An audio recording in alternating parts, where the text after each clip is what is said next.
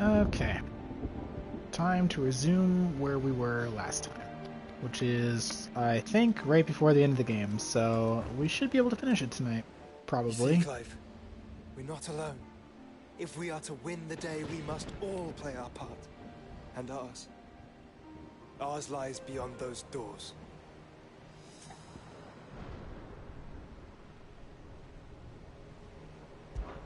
We fought long and hard for this moment. Sid's dream, our dream, is within our grasp. We need only endure this final trial, and we shall. Together.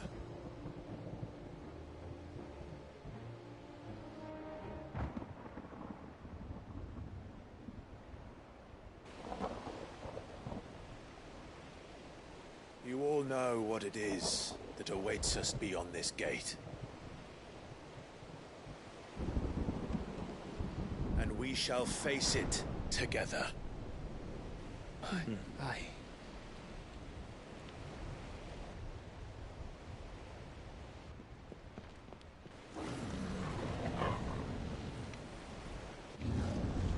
Oh, no. Bad. It seems our hosts would rather we remain.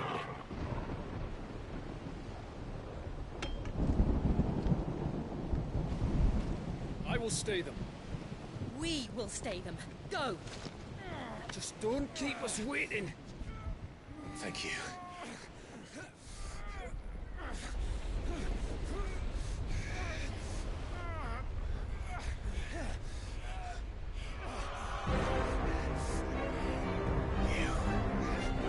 Welcome, sons of fire.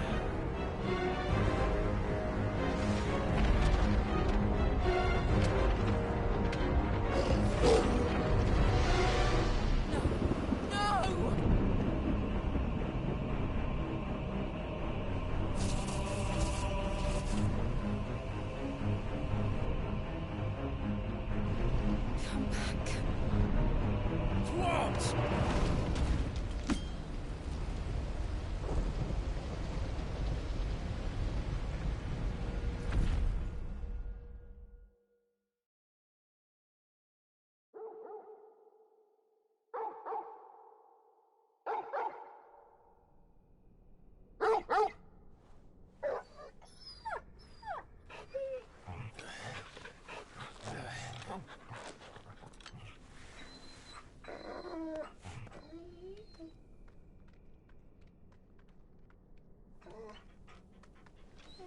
Joshua!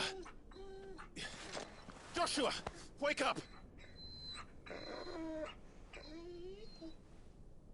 Clive, is that you?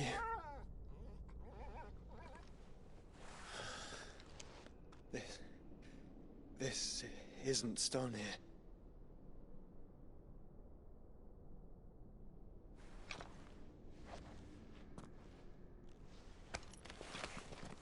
Welcome to our darkness.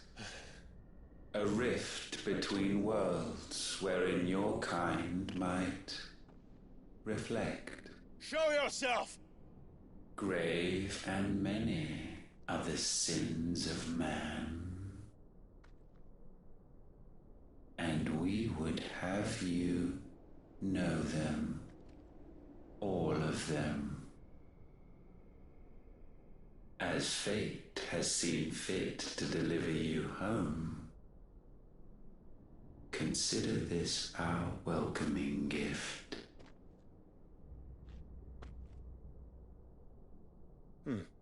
It would seem we are trapped. And the only way out is through Ultima. We find him, and we leave.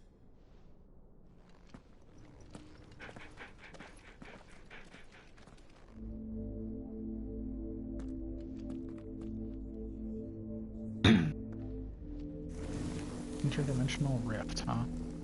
I wonder if we'll bump into any of the rift dwellers in here. Good old Gilgamesh.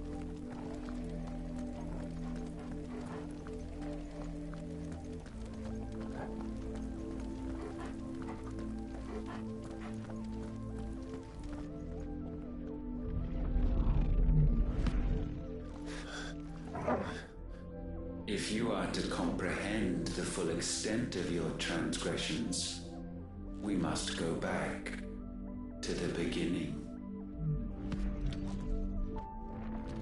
When the world was still young, we visited upon it a miracle, magic, and in its light did all life flourish.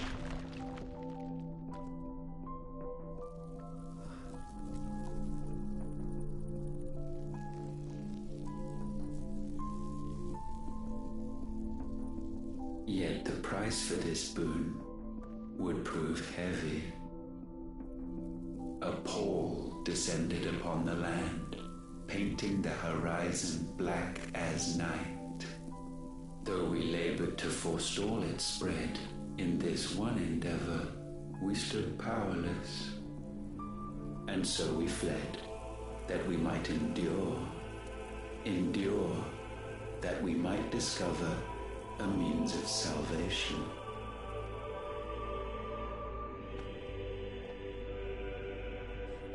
But if it was magic that caused the blight, what of the mother crystals?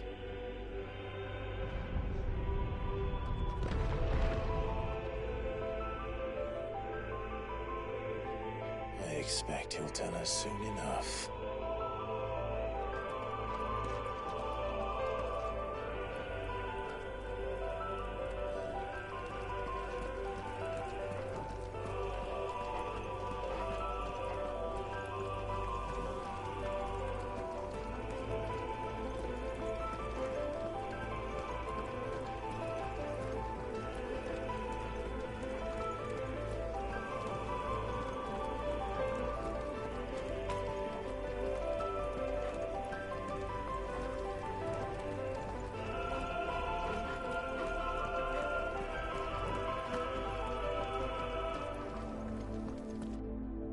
Salvation, alas, was not readily to be had.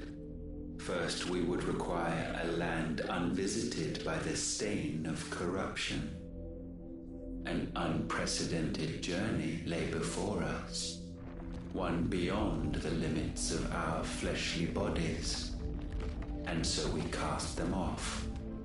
Thus, stripped to our very spirit, did we find our new paradise. A land as pure as driven snow, Valisthea. There would the true work begin, for the black crept yet behind us.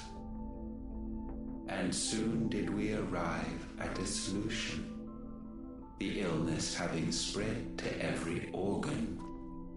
There was but one escape from this fate, to start afresh.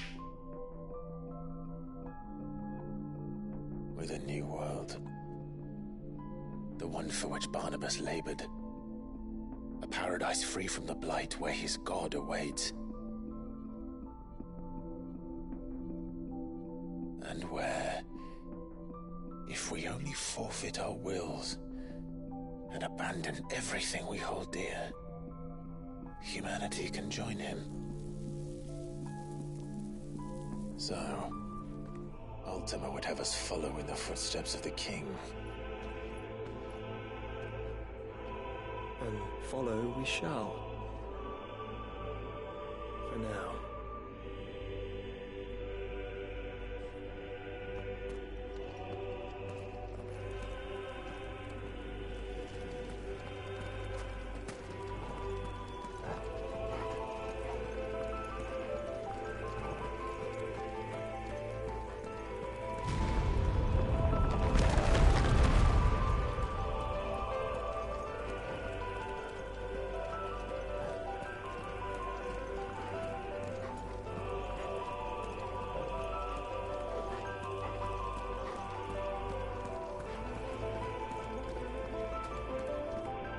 To forge a new world would require not only power, but a constitution strong enough to wield it. Acquiring the first would be simple. Untouched by the blight, Valisthea was replete with ether, and we had only to place jewels in her crown to claim it. Acquiring the second, however, demanded creativity. And so I cast forth the seeds of humanity. You created us. Is that not what gods do? We sowed the seeds for you, Muthos, all that you might one day blossom. And our future thus secured, we thought to slumber, though that would prove a grave mistake. For it was as we slept that man committed his greatest sin. He awoke. Alone in a world bereft of his god's radiance, he stumbled blindly, desperate for guidance. Finding no light, he sought to kindle his own, and from that single errant impulse was his will born. Having discovered himself at last, man turned his eyes inward and found he desired evermore that which only magic might afford. So wars were waged and brothers slain for custody over that dwindling resource, and the land, she wept tears of black.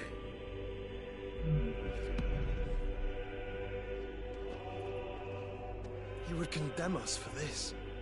Surely he cannot be so blind to his own hypocrisy. Not blind, just unwilling to admit the truth. Though we're one and the same.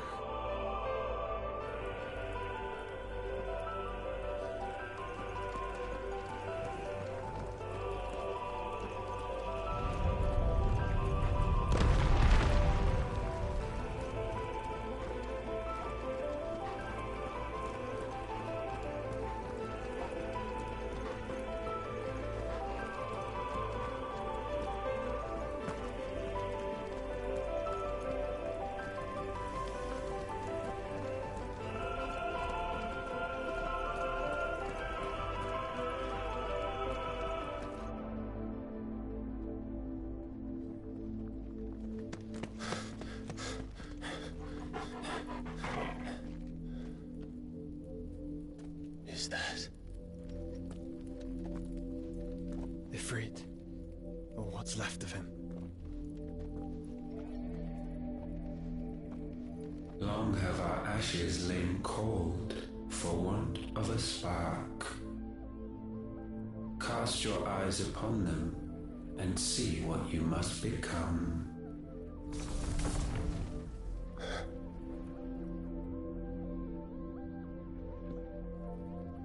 Valisthea cannot endure a second claim upon her being.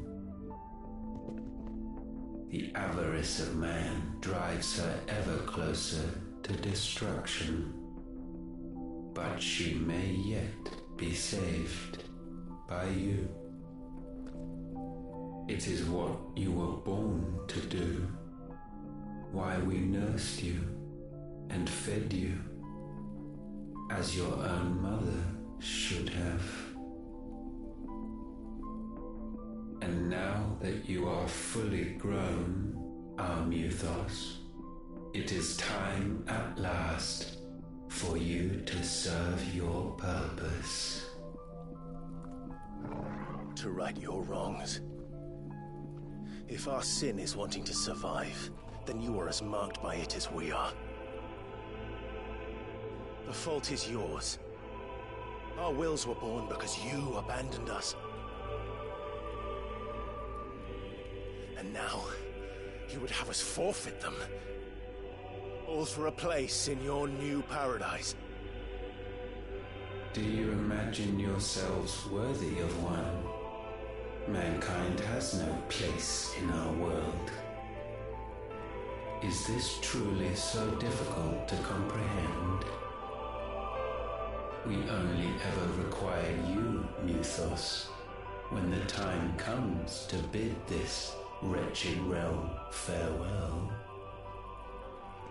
None shall follow, none shall remain. What do you mean, none? This is our world.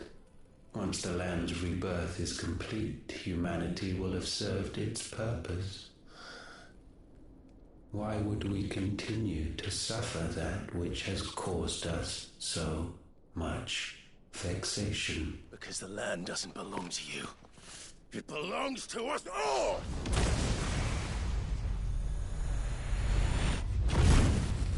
What? That is where you are mistaken. You own nothing but your precious will.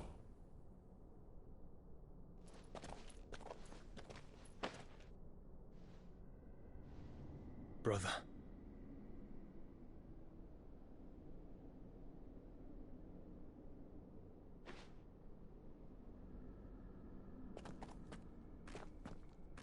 I can't do this alone. And you don't have to. I grow weary of your dissent. Now you must learn that this master will not tolerate disobedience.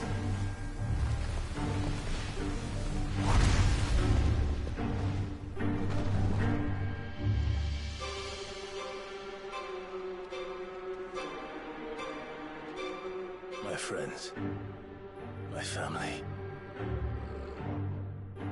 We have all suffered, all fought to survive. This world may be flawed. It may be broken. But it's all we have. And if we can't share it, I see only one other choice. You have to go. You may have created us, Ultima. But it's time we lived on our own terms. This isn't your world anymore.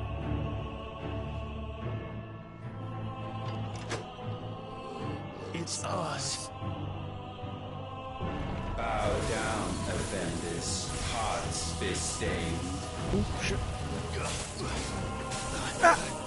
What the fuck? Okay, cool.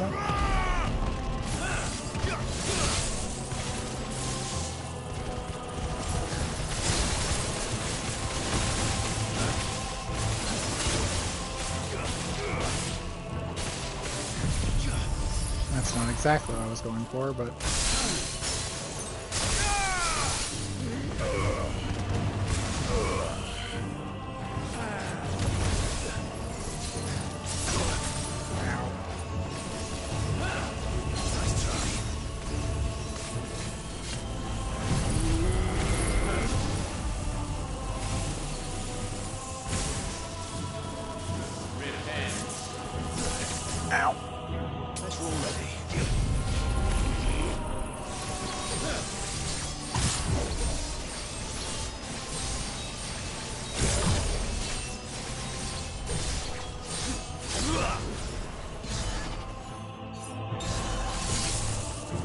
Again.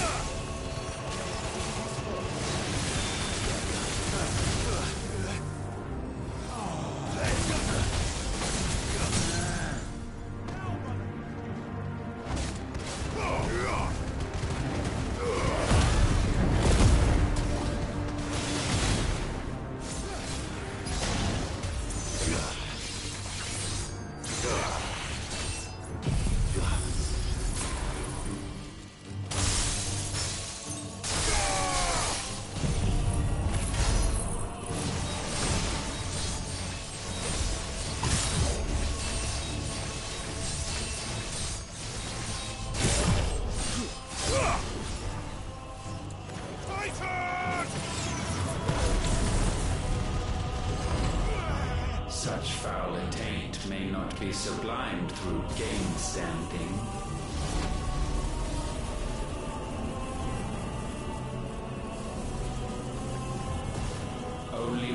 spirits hung low is penance paid. O wretched mortals incapable even of contrition, in fitting season shall we reap our harvest. Jeez, okay.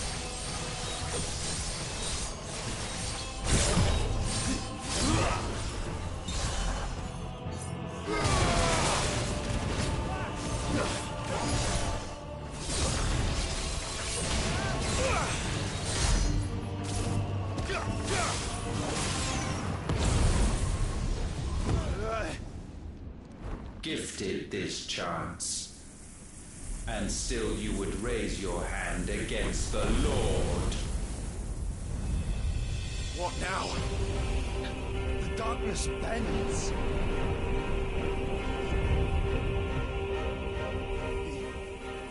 He means to end us. It wouldn't be the first time. But let's make it his last. Your fate is inexorable. Surrender the vessel unto the darkness. Surrender it unto us. Damn, I parried it? Hell yeah.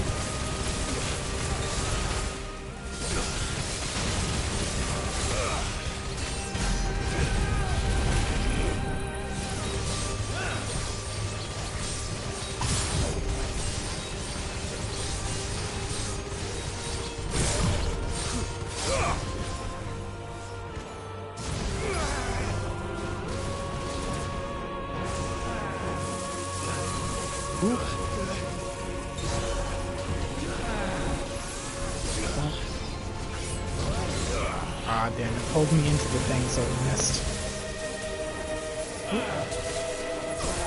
Ow, ow.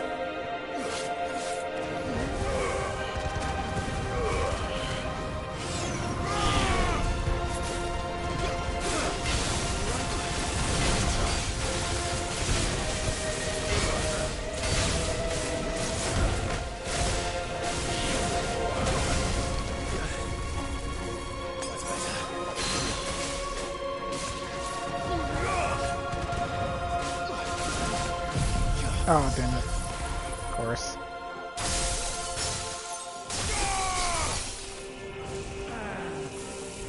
Oh, no. Ow. Nice try.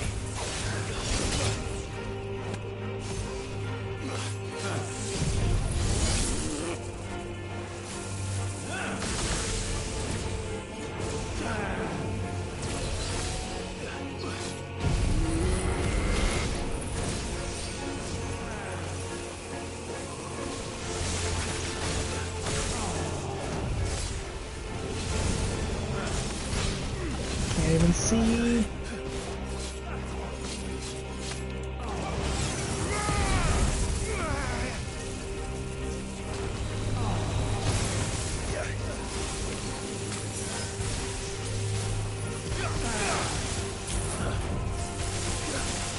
Last.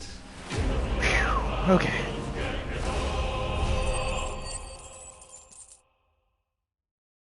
The question is that actually the end, though?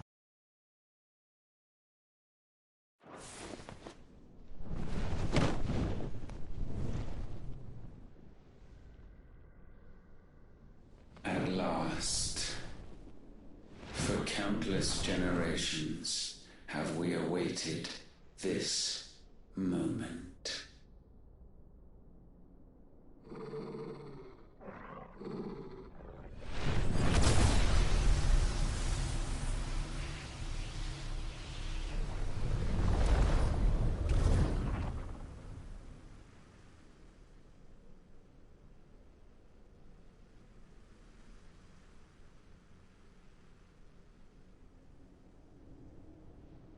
Your struggles have made you strong, yet your soul remains heavy with sin.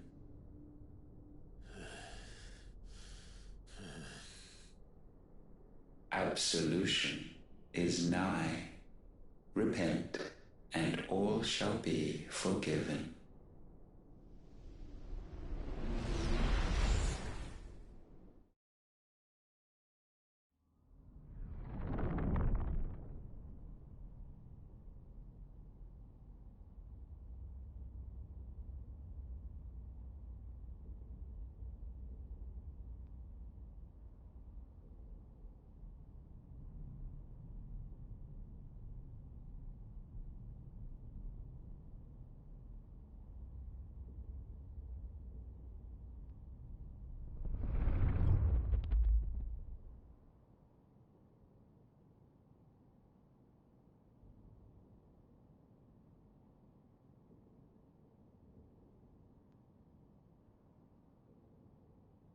Tell me, Clive, how many lives have you saved since taking my name?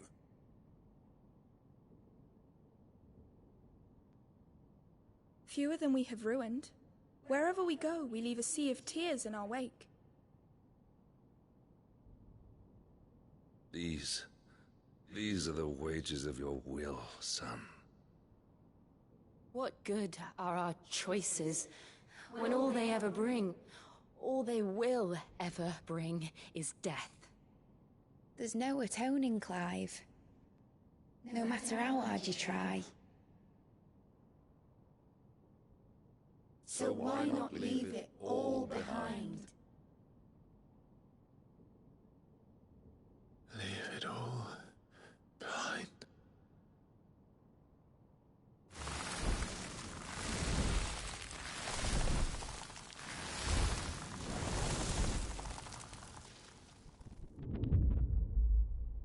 Clive!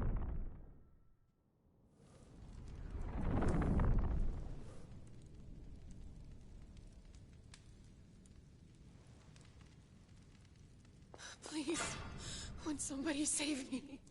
Won't anybody love me?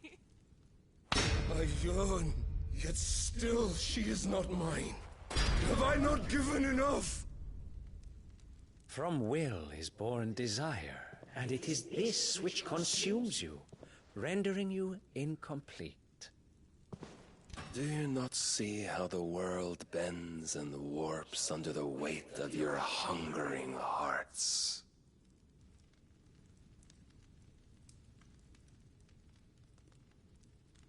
What if it could all just go away?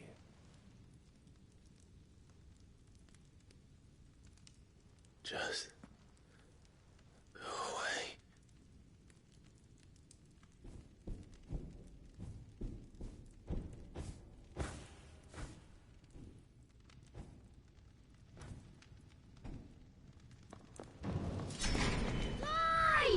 Clive!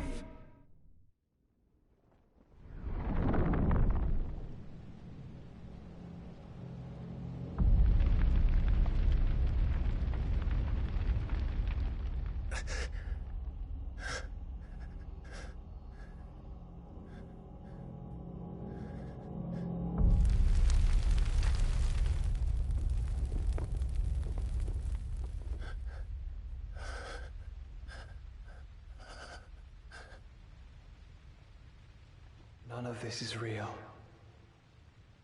Wake up. It's time to go home, Clive.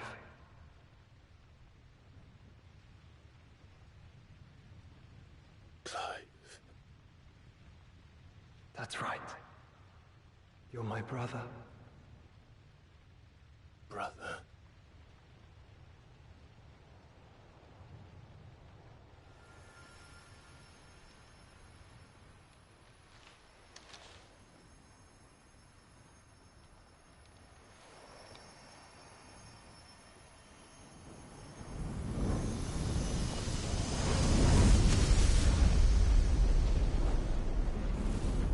Come. Remember who you are. Clive.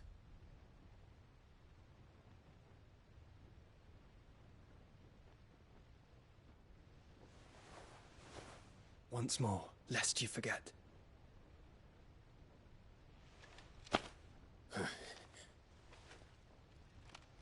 My name is Clive. Clive Rosfield. Look, Ultima.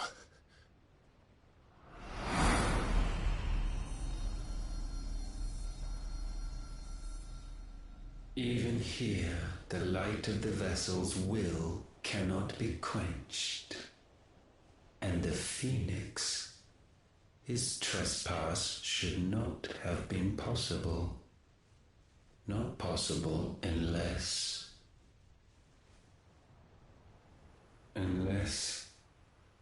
he has been with Muthos all along. The mark of the Phoenix, emblazoned upon his heart, made manifest by the power of will alone. The power of creation. Can it be? Are their wills truly so potent? Are you still talking?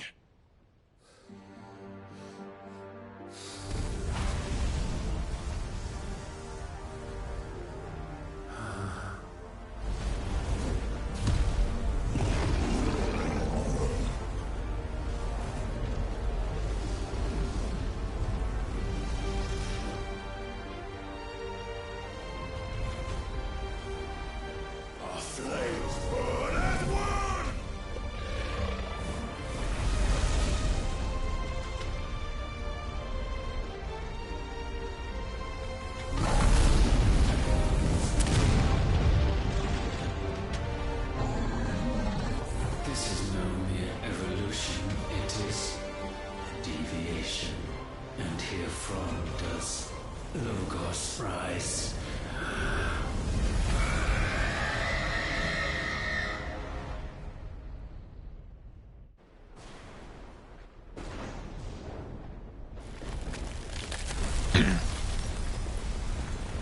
Oh? Does that mean we broke the heart of the crystal?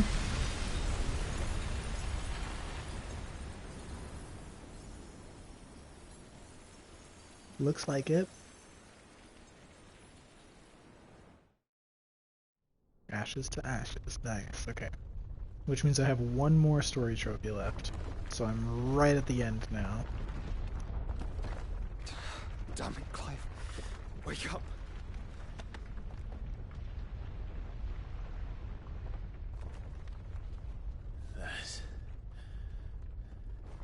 That. Sorry to wake you, but I think it may be time to leave. This place.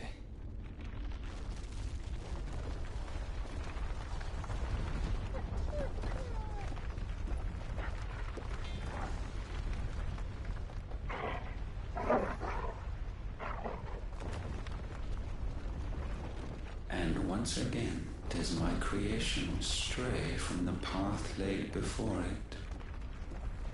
Steeped in conceit, you fancy yourself a god. You embrace Logos. But we will put an end to this hubris. What are you talking about? In the halls of origin does our true power quicken. And there shall you be made complete. Soon, Mythos, soon you will discover how little you know of suffering.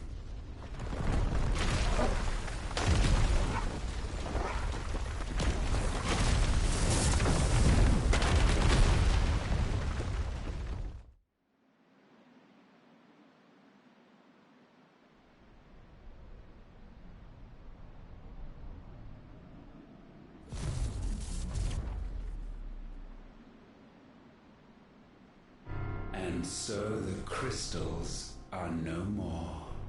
Yet in their silence, a new song rings. Its chorus building, a crescendo as it enters its final movement, stirring those long aslumber to waking. And back to their origin.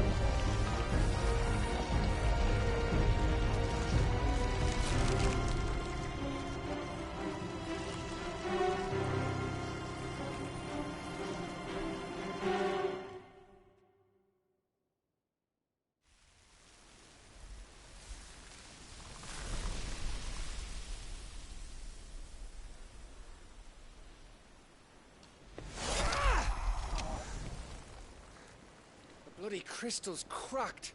So where the hell are they?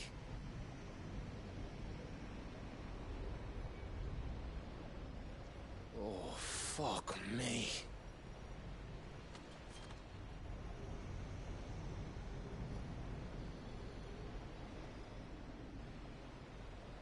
Is that ether?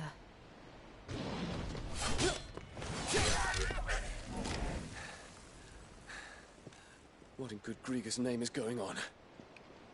This is wrong.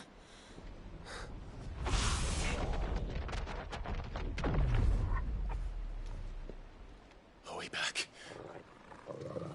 Clive! Joshua! Jill!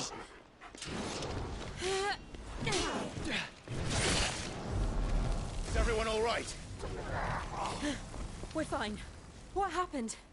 Too much to explain here. Mate! We're leaving! Now! Everyone, Fall back to the ship!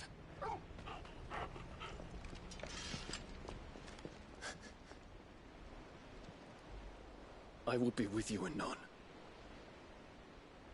Thank you.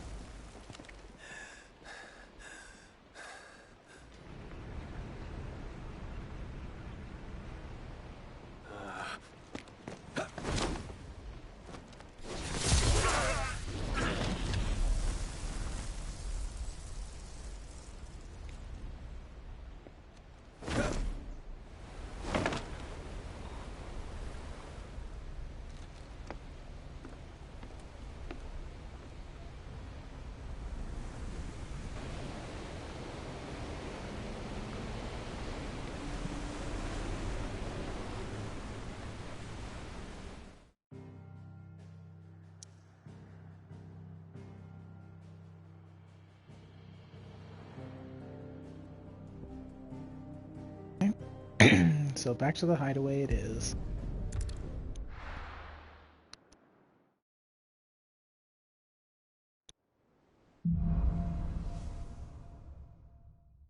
I need to tell everyone what happened at Drake's Spine. And I'm going to need Otto's help. There's something about it.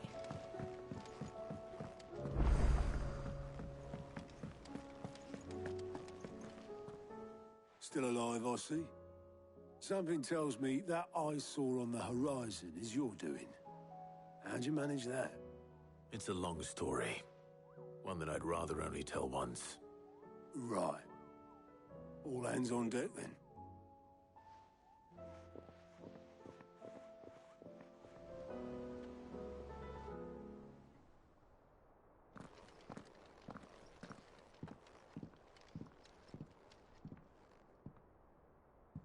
Is this everyone?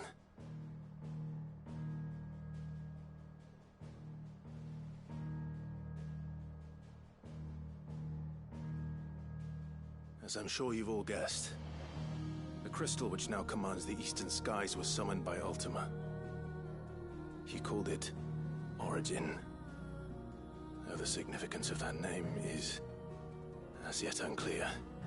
What does it matter what it's called?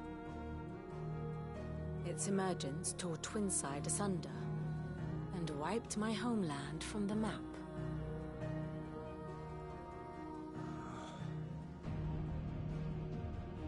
Mention of the Dominion spires can be found in the oldest of Valisthian records.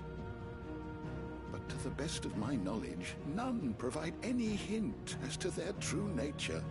That they would prove the horns of some slumbering demon. Well... The Dominion's demise was at least quick. Elsewhere, the Republican army cannot hope to contain the chaos engulfing Randalar. Canberra is in flames, and the Empire.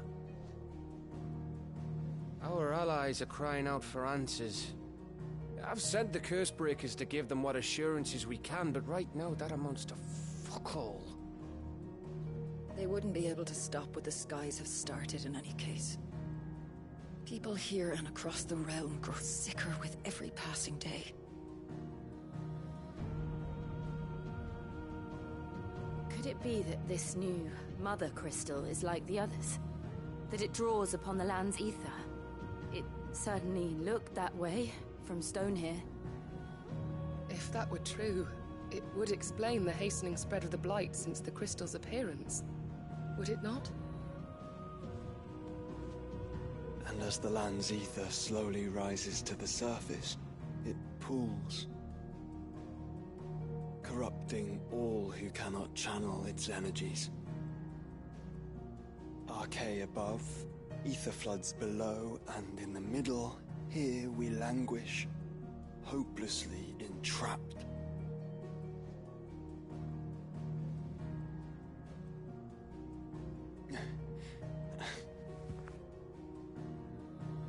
It's all right. When we faced him at Stonehere, Ultima told us his true power quickens in the halls of Origin. Needless to say, we cannot allow that to continue. If we are to stop him, we will have to find a way into the crystal. How are we going to manage that then? It's up in the sky. And fast as she is, the Enterprise can't fly.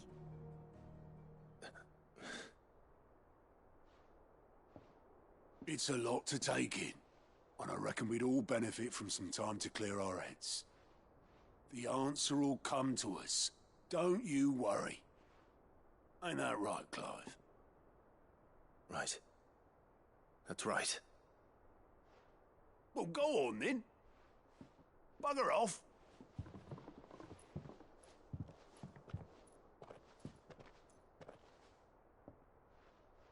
Same goes for you, Clive. You won't solve anything like this. Trust me. Go and get some fresh air, eh? Thank you.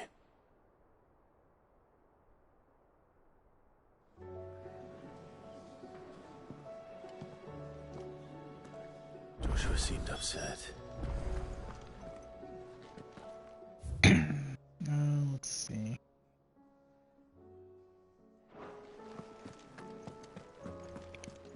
I'll check what she's got to say first. If you're gonna buy something, be quick about it. Said new stuff, but I don't really see anything new.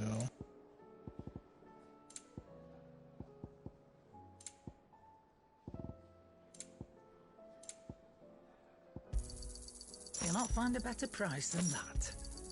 You're rubbing me blind, you know. Trouble with your gear, or... So, what'll it be? Oh, it's the stuff that I've already made before. Okay. Well, fine. Pointless. First the skies, then the crystal. What next? The advent of Great Greek herself.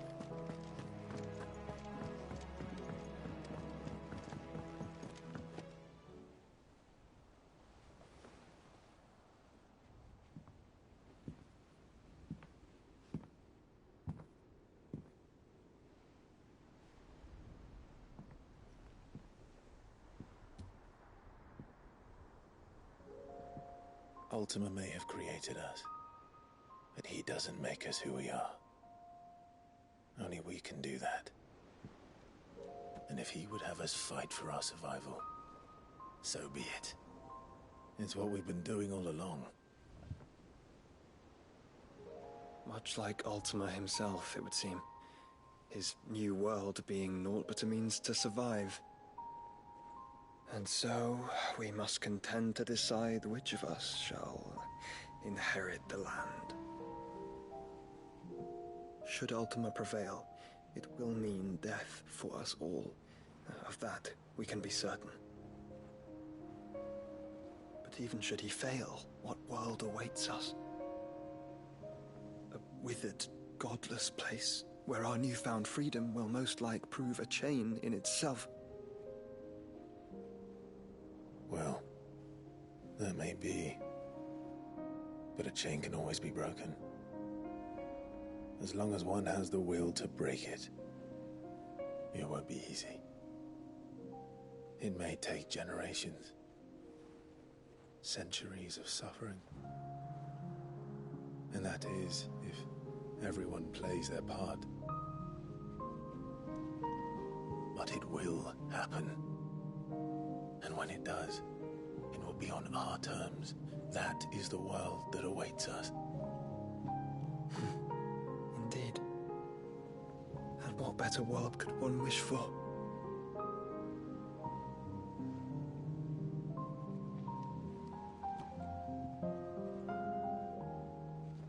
But first, we have to reach that crystal. Then it's a good thing I have wings. You can barely stand, let alone fly. And only the Founder knows what horrors await in those skies. Are you certain about this? Am I certain? I am the Phoenix. I will do what I must. This is our fight. Remember?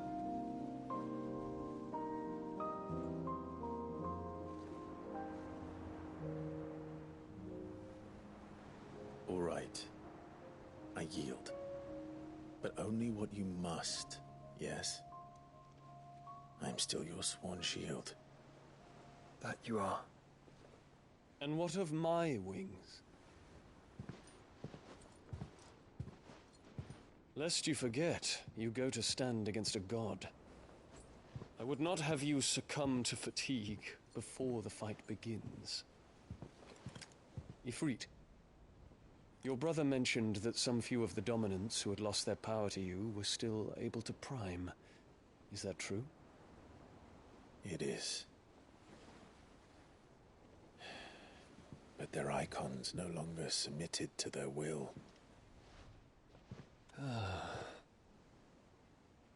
Then mine will have to be stronger. That you both might save your strength for the battle to come. You don't have to do this. If you do, there's a chance you might lose all you have left. And what have I but regret? My life ended in the Dominion. I fear death no more. Besides, I would have words with Ultima. He has much to answer for.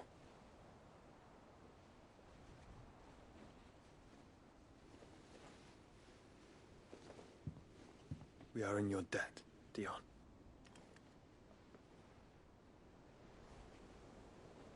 We can speak of debts when this is over.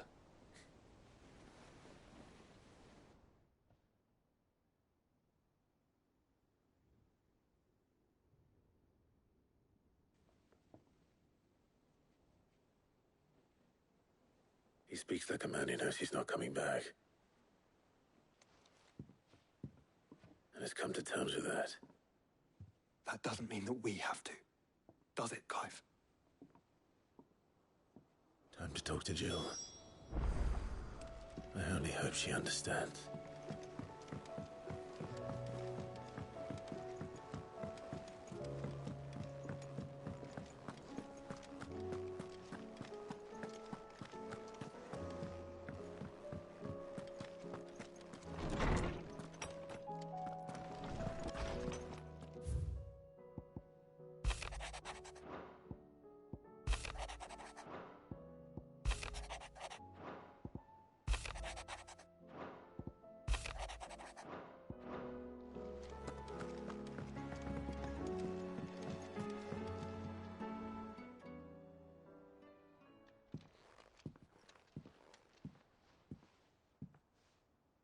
Come to wish on a star.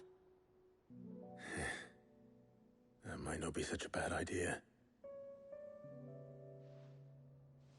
This is it, Jill. You know what I have to do. Why I have to do it. There's no turning back now. This is where our journey was leading us. Where it will end, for better or worse. I could pray to Metia for you. But you'll be all right, won't you, Clive? You always are. I did promise we'd watch the moon together. I'll be waiting.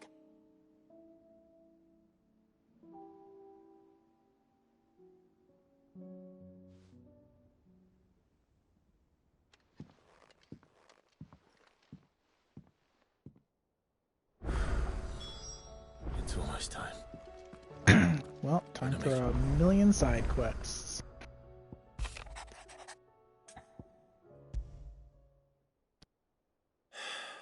What is it this time, Torgal?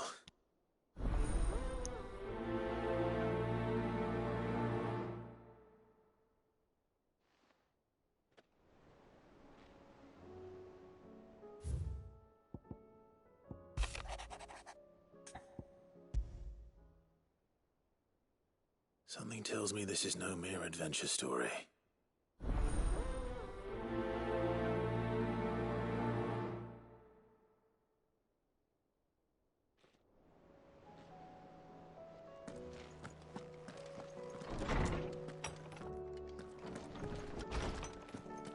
Wait.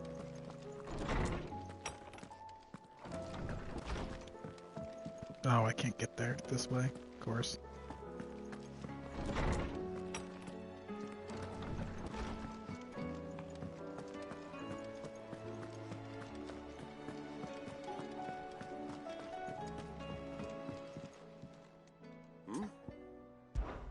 Clive, my boy!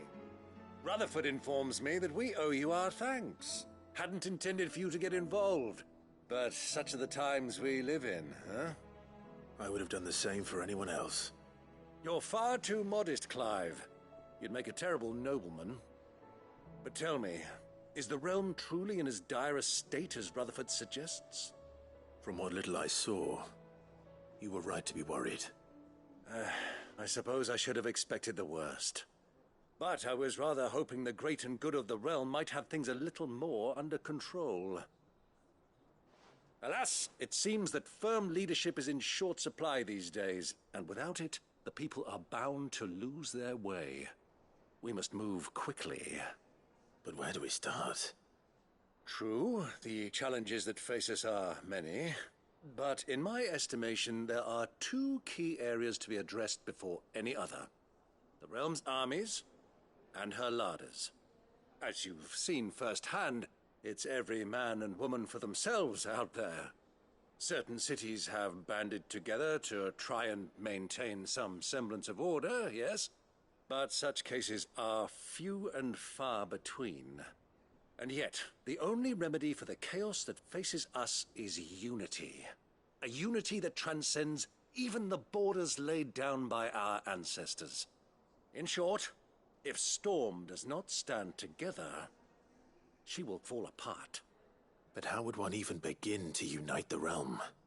The armies, my boy. As I told you already, we begin by restoring order among the ranks of those sworn to maintain it. Sadly, I doubt I could convince even the lowliest gaggle of privates to dig a latrine together. But I do know someone the High Commanders have been known to listen to on occasion. Field Marshal Eugen Havel. I thought he was retired. He was, until an Akashic army tore through Randalar and killed most of the rank and file. There is no man alive more capable. Literally.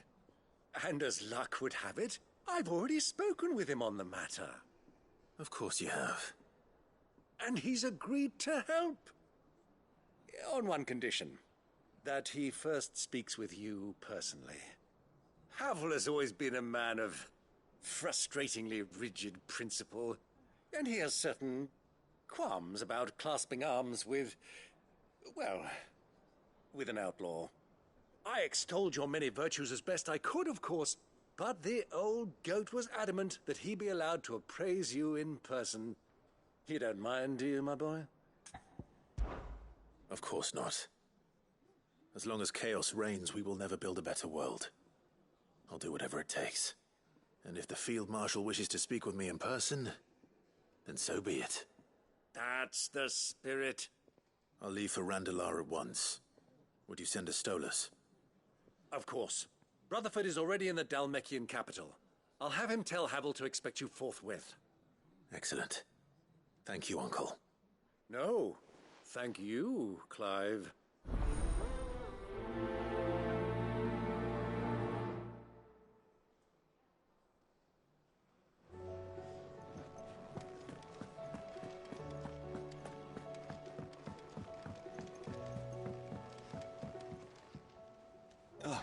Clive. Joshua, what's wrong? And don't say nothing. It's not nothing. I've received word from Cyril. The Undying have found Father's will, or something akin to it. His will? How? And where?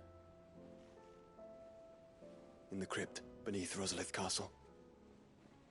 After Kupka was kind enough to drive out the Imperials, the Undying took the opportunity to recover what relics of the Duchy yet remained.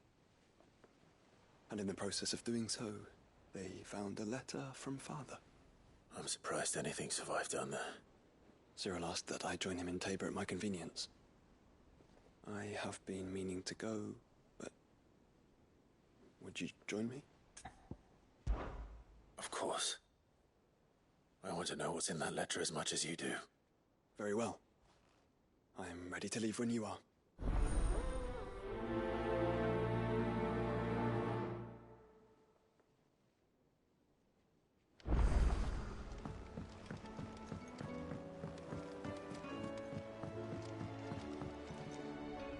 Cid, do you have a moment?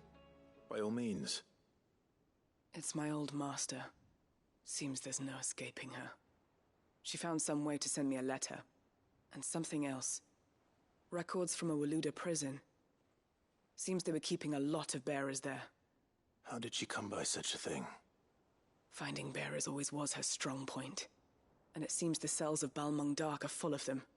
Foreign captives, the masterless. Bearers no one would miss. And even better for her, bearers with no one to look after them. When Ether started lapping at the walls, the jailers fled. Leaving the bearers to be liberated by whoever happened to come along next.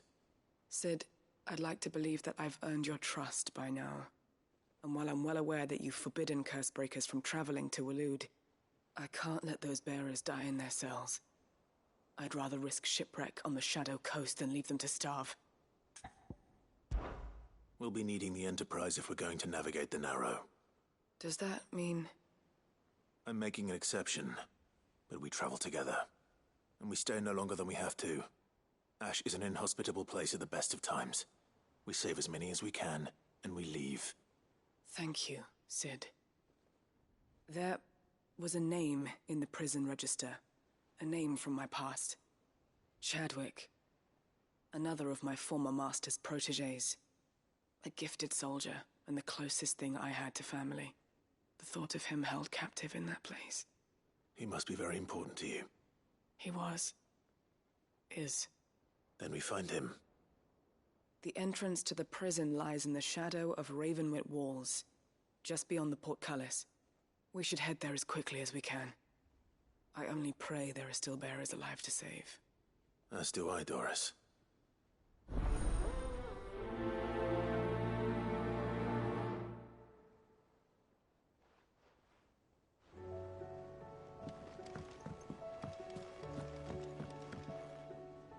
Cid, I was wondering if you could help me.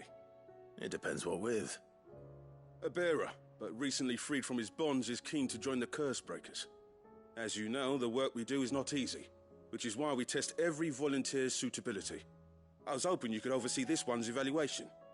I don't mind, but why this one? Because he wants to be a scout. Our ranks are filled with men and women capable of breaking chains and putting slavers to the sword. But scouting, we're few with the nose for that, which is why we still rely so heavily on Gav. And since he accompanies you on so many of your missions, I thought you might be better placed to recognize the traits in him that we should look for in those who'd fill his boots. Sounds reasonable. So you're happy to oversee the boys' test, then? One can never have too many scouts. Truer words, Cid. I'll let the initiate know that you'll be attending his trial, and that he is to proceed directly to Northreach in readiness. No time like the present, eh? No time like the present. I'll await you there.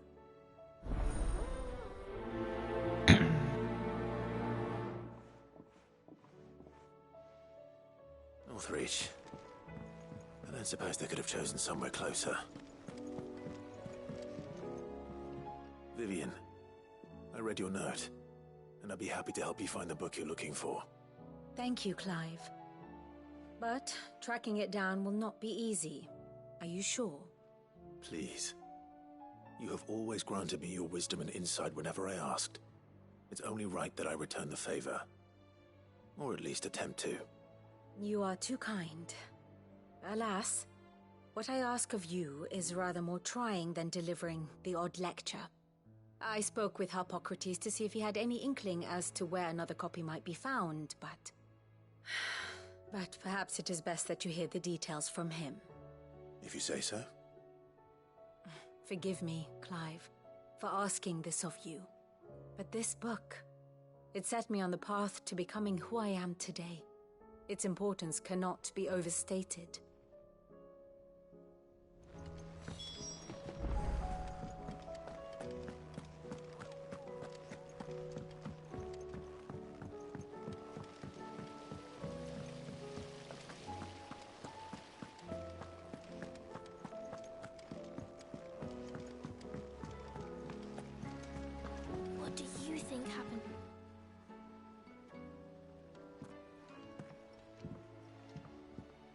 Cid! You have to help us. With what? You didn't take apart another of Mid's contraptions, did you? No. Well, yes.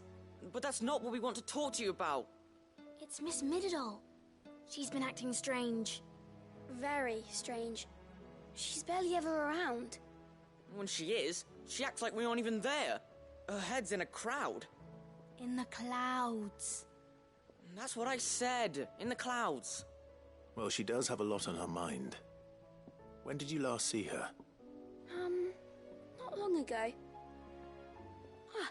Right after she got back from saving you from Stoneir. Then it's probably just about the Enterprise. It did take quite a battering on the way there and back.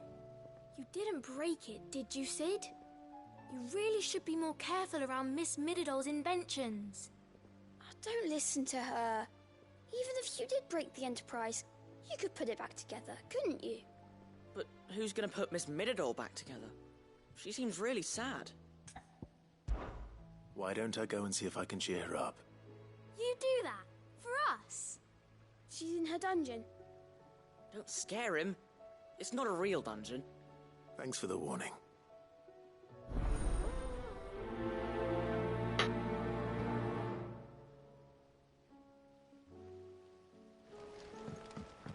Okay, let's go up here.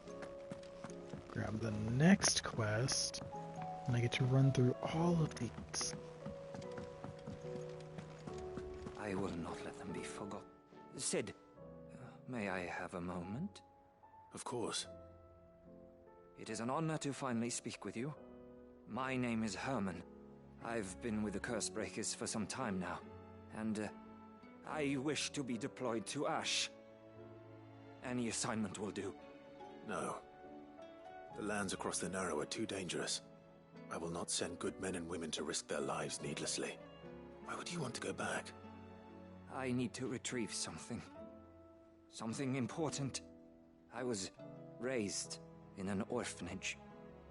The Badbach Conservatory. Or rather, I was held captive there. It was not a place of nurture. It existed solely to turn bearer children into mindless weapons. We were tortured until we feared no pain. Tormented until our hearts turned to stone. And few ever survived long enough to become tools of the last king. I can't imagine. I lost so many. I can't even remember all their names. But they must be remembered. They cannot fade away, faceless and forgotten. The Institute was run with military precision. Every child measured, every name recorded, every death logged with meticulous care. Cid, allow me to travel to Ash and recover the registry so that my brothers and sisters might live on. You are a good friend, Herman. But the fact remains that Ash is simply too dangerous. Cid, please. Even should it cost me my life. Too dangerous for you, Herman. But not for me. I'll go to Badbach and find the registry. You will? I won't let you risk your life. I don't know how to thank you. You can start by telling me where I'll find this orphanage. Vie de Grace.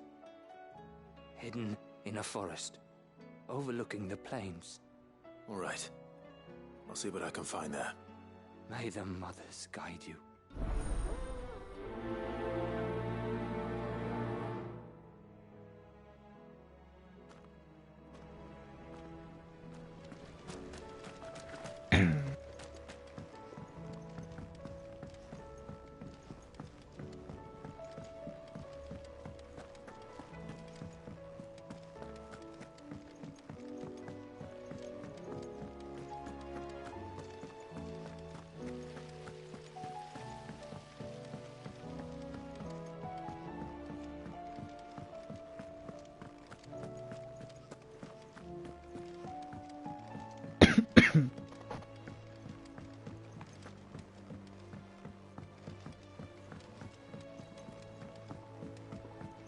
we got, I don't know, 1,000,000 side quests to do.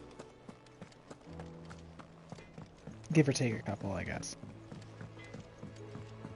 Say what you will, Lady Karen has seen her...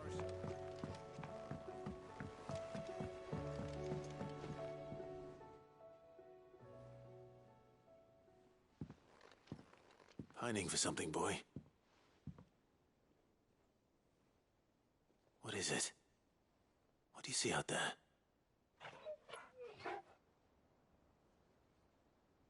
I never did ask where you got that anklet of yours.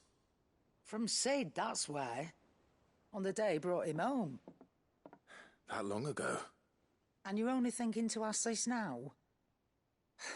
Sid saw that the pup had a habit of gnawing on his leg, since you ask. Clap that there iron on him to keep him from doing it. What was wrong, boy? I'll take like as not. Must have been hard on the poor whelp losing his loving masters at such a young age. Doubly hard in being a frost wolf, torn away from his icons and all. Sid would always tell him, you want that iron gone, you find what it is you're looking for. I reckon what he were looking for was you. I'm sorry, Torgal. Sorry for making you wait so long. Let's get that thing off you.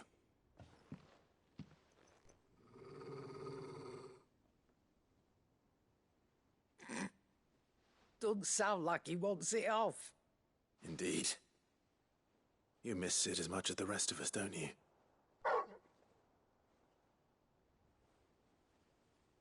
You want me to go with you somewhere?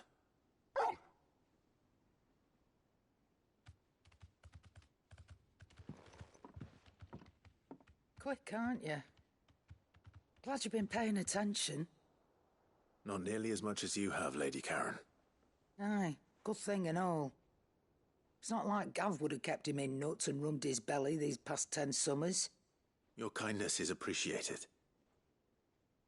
You've been a good friend to him. Only because he doesn't talk back like the rest of you. Go on now.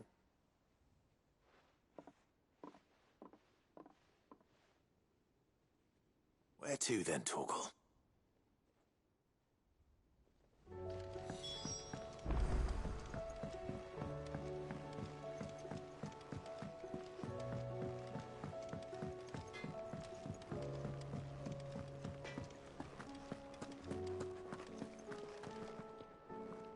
All right, Torgal. Where are you taking me? I'm going to need a little bit more than that, boy. Do you have a better hint for me? Unless... you've already given me one. Back on the rear deck, you were looking west, toward Rosaria.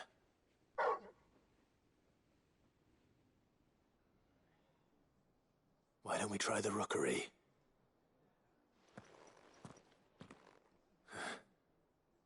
I haven't been to the island in almost 20 years. To Port Isolde, then. Fingers crossed the old mooring is still there.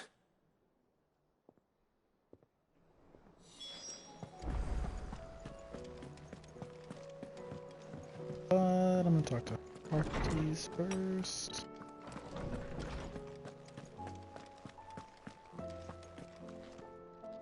Ah, Clive, my boy. What a pleasure it is to see you. Harpocrates. There's something I need to ask you. I've been charged with locating a book called From a Distance. Then you seek a rare gem indeed. One whose name I had not thought to hear from your lips. You've been talking to Vivian. Right as always. But she didn't seem keen to tell me very much. I take it she didn't like what you had to say. And yet I gather it did naught to dissuade her. Clive, if the young professor has tasked you with obtaining a copy, I fear she asks the impossible. The executors would not allow it.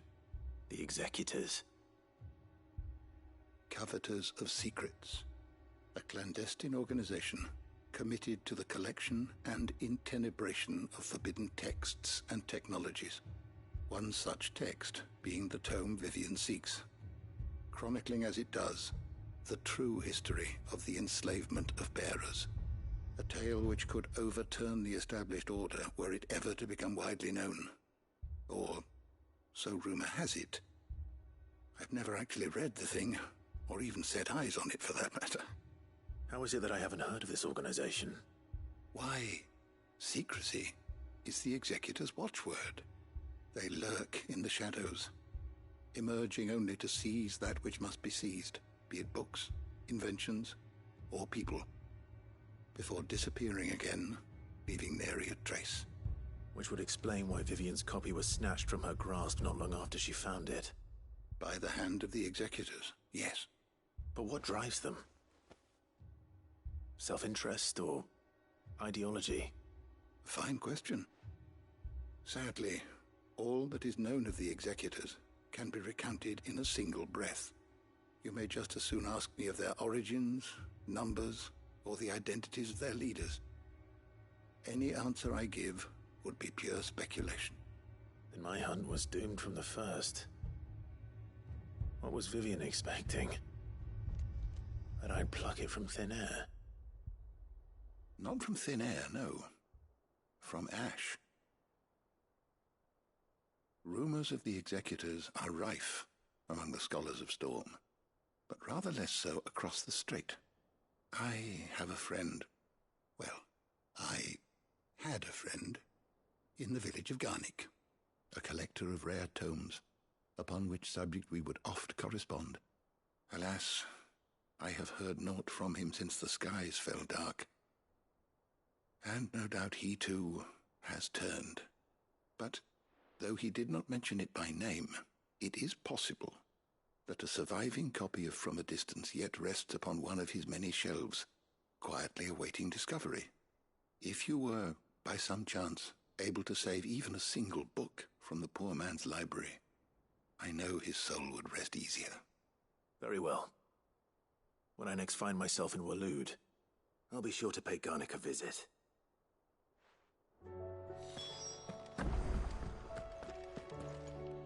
Okay. So now all the quests are in the overworld, so we'll go ahead and do some of them. Yeah, that's not happening right now. I would not like to do the final boss at the moment.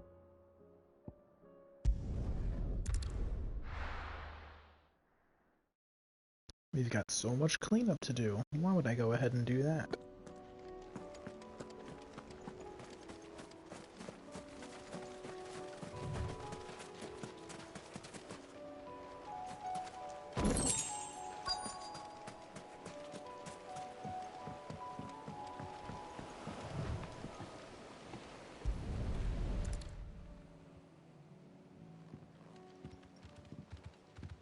It's still here.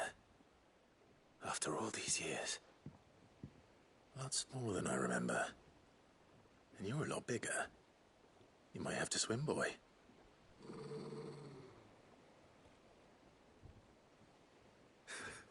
I wasn't being serious. You two go on without me. I doubt that boat will hold a third. If you're sure, we won't be long. Hop in, boy.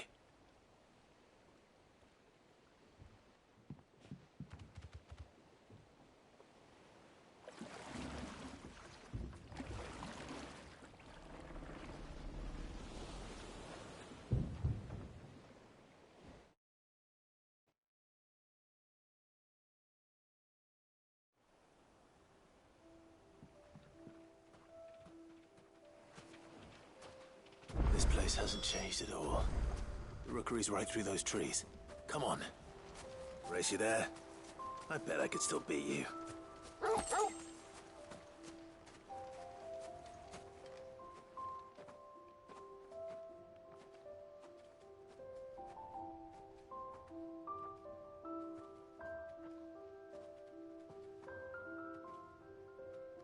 Here we are. This was our hideaway. Wasn't it, Torgal?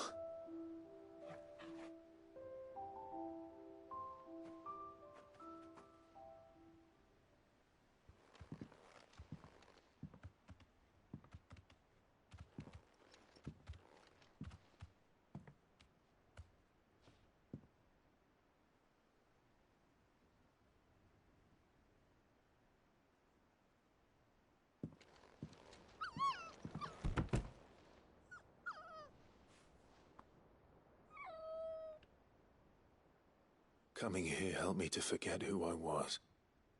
Or wasn't. Prince, shield. Son his mother could love. Had I been any one of those things?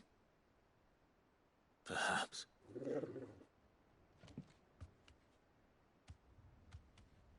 What is it, boy?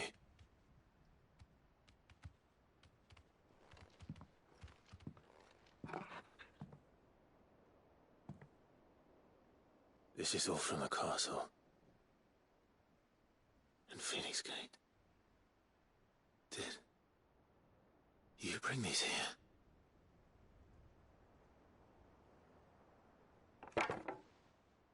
My sparring sword.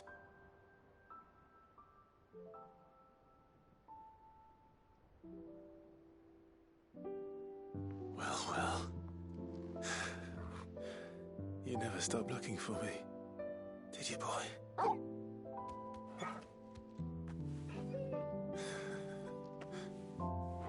Thank you, Torgal,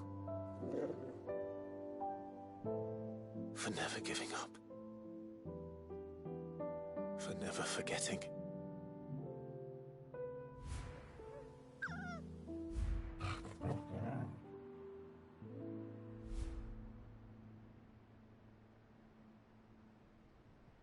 Let's take this with us, shall we? So I don't forget either.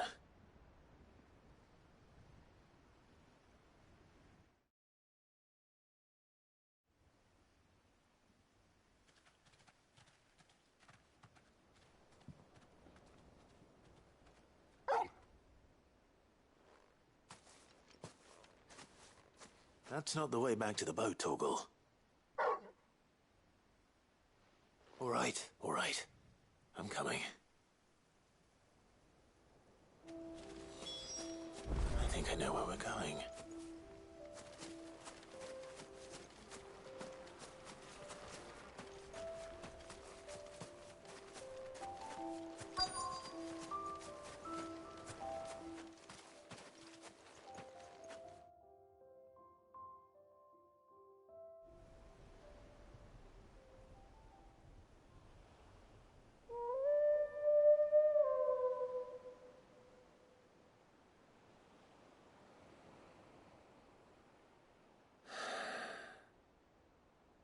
People always talk about the importance of putting the past behind you. But without it, we wouldn't be who we are today.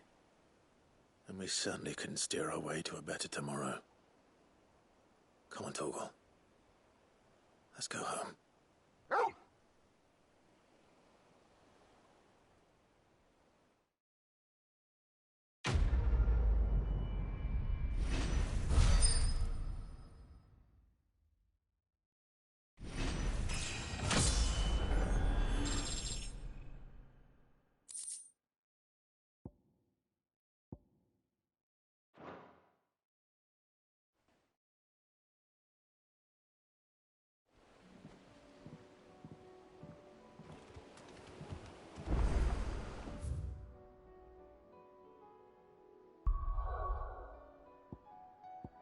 Okay, so let's see.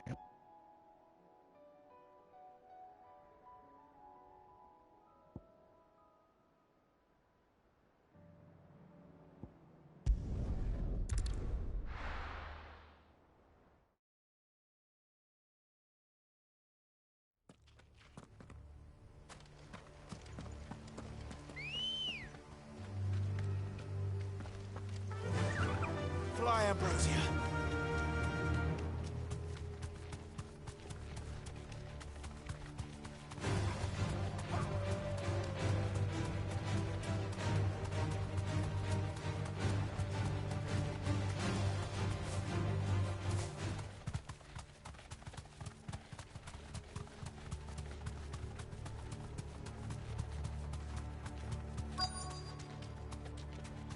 The entire village looks abandoned.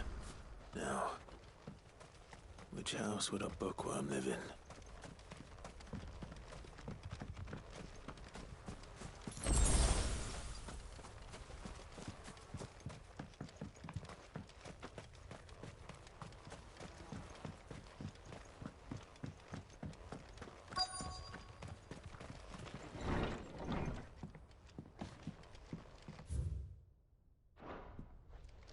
This is a Royal Army logbook.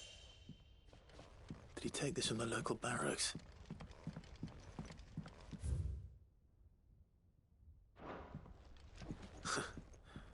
His interests were certainly varied.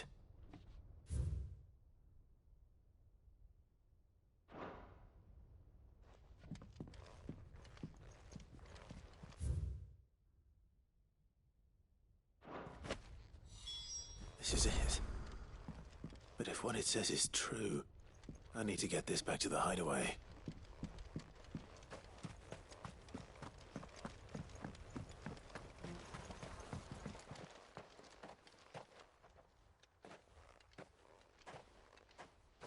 Leaving so soon, stranger? We've been watching you. From a distance, so to speak. Subtle. I know who you are. Then we need not waste time on introductions. Hand me the book. Leave it in our care and return to your life. Your care? Do you mean to burn it or bury it? That is not my decision to make. But by one means or another, its contents shall be removed from the common record. Then I'll have to politely refuse. I won't let you erase our history. Then we find ourselves at an impasse. Very well. The book can just as easily be pried from your dead hand.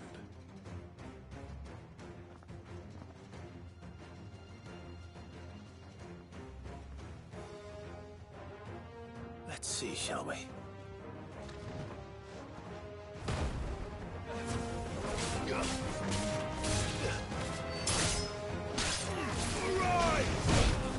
Ow.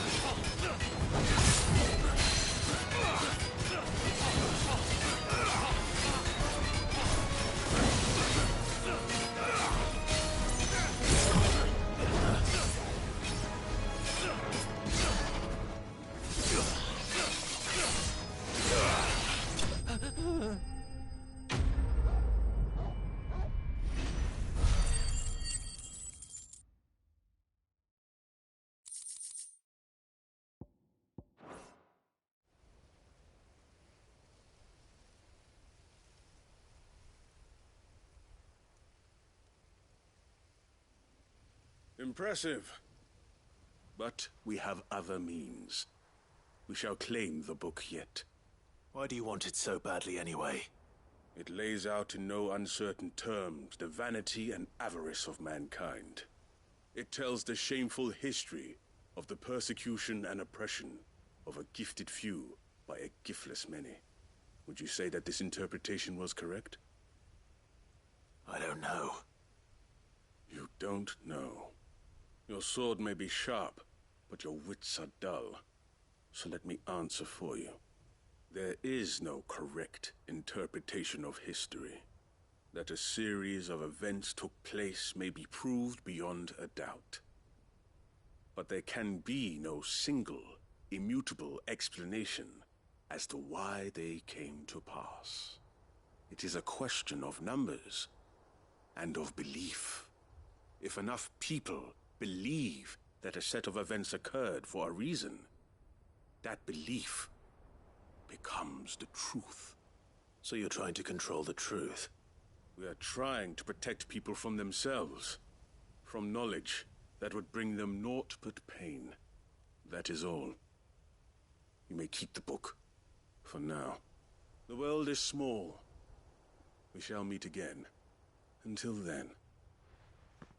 Wait. Damn it. Let's get this back to Vivian. Perhaps she can explain what that was all about.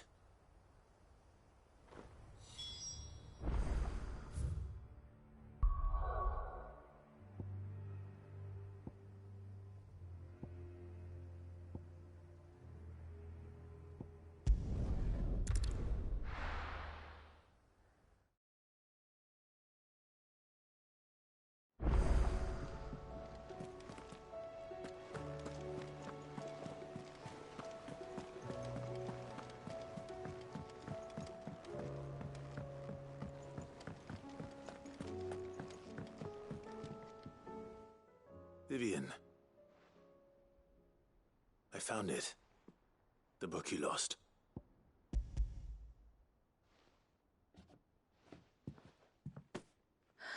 You found it.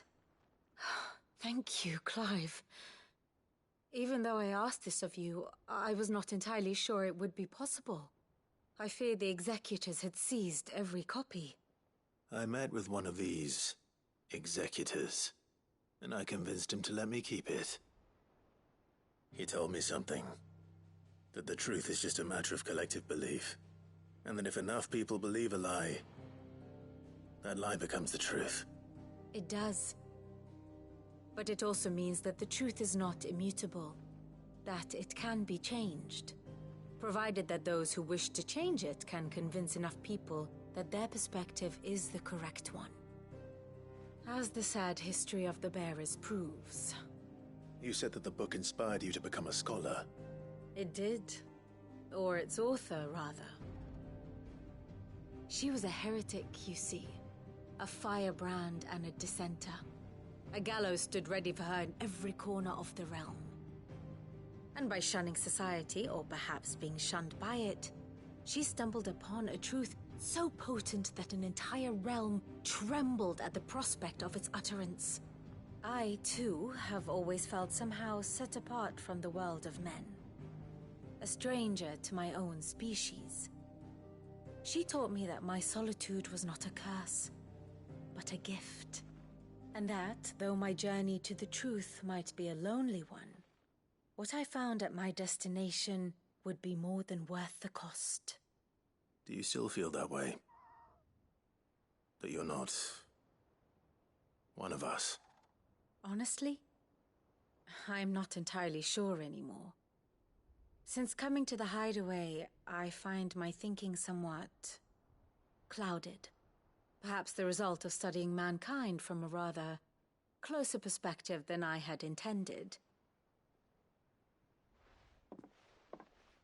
But the more I study, the more I find value in this perspective. In looking not from the outside, but from within. So if you'll permit me, I'd like to continue my work here. Remember, Clive, when enough people believe, belief begets truth. Give the men and women of this benighted world the gift of truth. Make them believe in you, as I do. I'll try, Vivian. I'll try.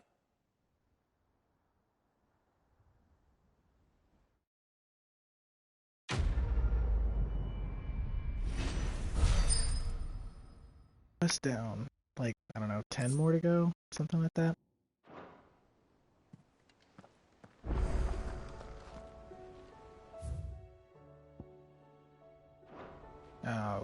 Okay, so let's see.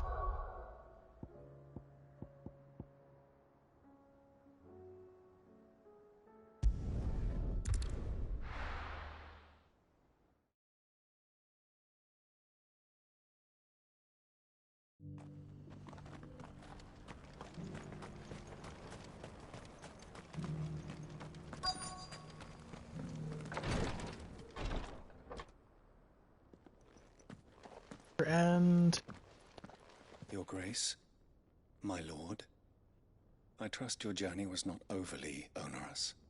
Cyril, you found a letter from Father? Yes, I have it here.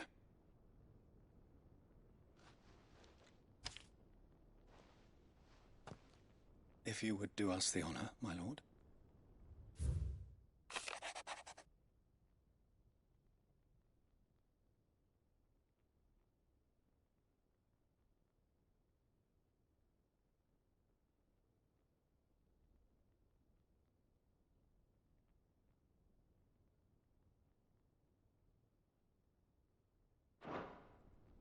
An inheritance.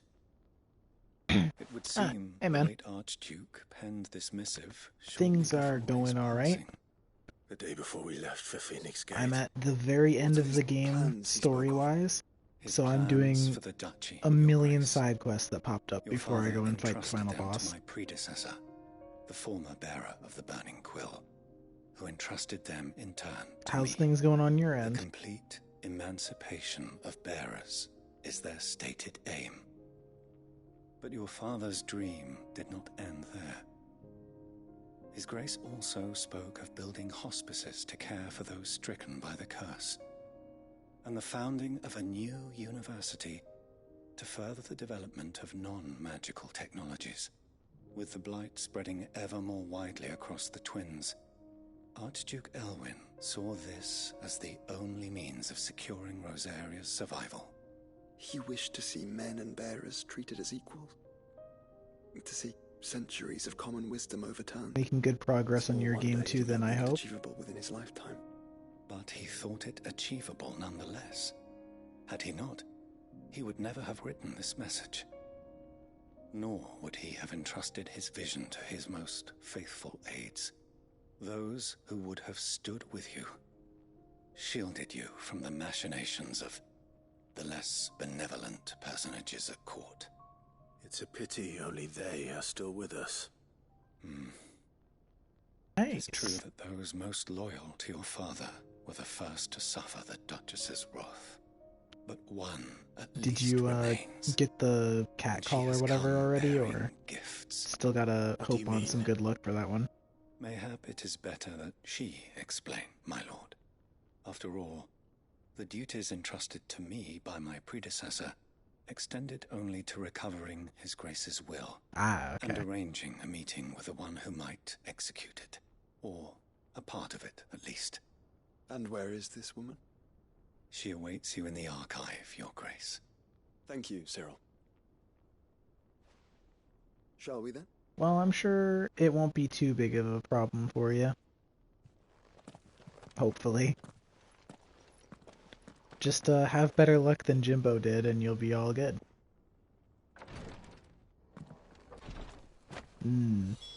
Yeah, that works if you don't have the DLC installed, or whatever. I think it's more annoying if you have the DLC installed. Could be wrong, though. But that is definitely one way to do it.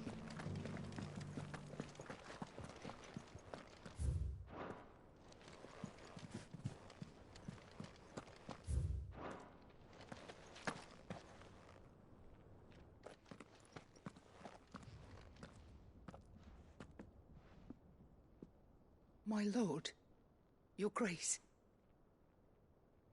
Yeah, because if you have the DLC characters installed, it gives you more possible things you can pull from the chests. So it's better to finish all that than get rid of the DLCs. That way you can have a smaller pool of options, you know? Loyal servant to the Phoenix and his shields. Your father, the Archduke Elwyn, entrusted me with the delivery of a gift. I only hope you can forgive my tardiness in bringing it to you. Lift up your head, Lady Goditha. You have our gratitude for your service to our house and to our father. I merely did my duty, as any proud Rosarian would. My lady, perhaps you could explain a little more. What exactly is the gift you bring? As I'm sure you know, it has long been the custom for the children of House Rosfield to be presented with certain keepsakes upon their coming of age. Indeed it has. Our father often spoke of the day when our turn would come. And had he lived to see it, he would have presented you with the treasures I bear. Matching armbands for you both. Alas, he did not live. Indeed, he was taken from us even before they could be completed. He had intended to claim the Heartstone with which each armband was to be finished himself, but it was not to be. And his gifts remain incomplete. I see. It saddens me to bring them before you, as they are. It was your father's wish that you be presented with the finished articles, not these, works in progress. But with his grace long since gone, and the stone left unclaimed, I had little choice. You are grown men now, and his house is yours. And while I would not presume to insist upon your claiming the Heartstone in his stead, I know that nothing would have pleased him the more good, fun, than for grindy you to stuff. do so. Nice. Thank you, Lady Goditha. What say you, Clive?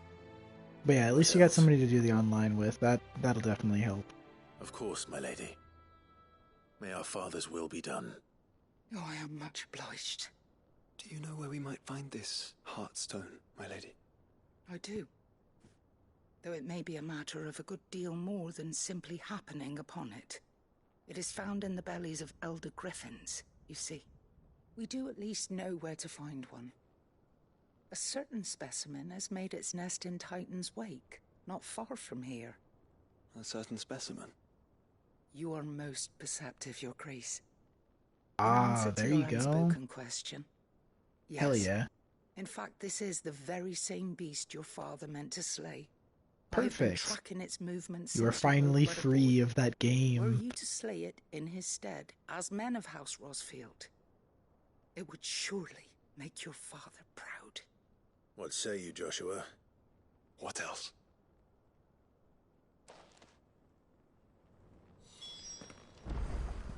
Titan's Wake is to the south of here. It's definitely good to be free of it, because But that we must game not be hasty. The good lady has been disappointed is a once pain. already. Might as well pick up this quest while I'm here. Lord Marquis, if you have a moment. What is it, Cyril? One of our brethren lately journeyed across the strait in order to pursue a new avenue of inquiry in our ongoing investigation. He sent an owl Yeah, some for time sure. ago. I forget when it closes, but yeah, it's definitely good to Was he have it surveying done another fallen ahead realm? of the closure, so that way you don't have to worry about it. The object of his study was a savior cult that has arisen in Ash in recent years. We believe it may have some connection to the Circle of Malleus, an ancient religion that worshipped Ultima as its god. By gaining an understanding of this new faith, we hoped to learn more of the Circle's original beliefs. And so you sent one of your brothers to Ash, a continent teeming with orcs and Akashic. Fully cognizant of the risks, yes. I entrusted the mission to one of the most able of our order, the Third Chair, a master of the arts of combat and survival both. Though he has been silent for some days now, I have thus far refrained from sending any others in search of him, lest they be lost in turn. Yet, it seemed only right to inform you of the situation, given your unique experience of the perils of Ash. For Knowing as you that so game, earnestly they advised say me, it's the end of the next year, not do but the to problem abandon is a man to his it'll fate. probably break before then, and then they won't fix it. It would not. But Ash is a big place. Can you be any more specific? Perhaps. The last owl I received from him mentioned a village where he had heard the cult were wont to assemble. Mickleburg was its name. It lies in the southern reaches of Waloed. If aught ill befell him, I expect it did so there. Right. I'll see what I can do. You are much too kind, my lord. Go then, with my hopes, and may the Firebird's flame ever burn in your heart. Yep, exactly. But hey, upside, now that it's going to be like 100% dead, there's no possible way that anybody could ever talk me into playing it. If this new faith really is an offshoot I of the Circle truly, of Madness, truly dodged the bullet Let's concentrate once on and for finding all. the third chair first, shall we? Titan's Wake is right over here.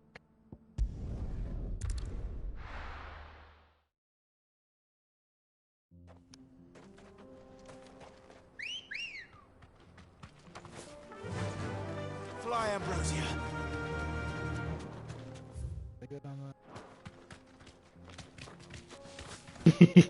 You certainly did try, but I can definitely be stubborn when I want to be. Especially if it's something I know I'm definitely not going to enjoy, which that game is one of those things. Aha, Elder Griffin. There it is. Let me off. For House Rossfield. You deserve a rest.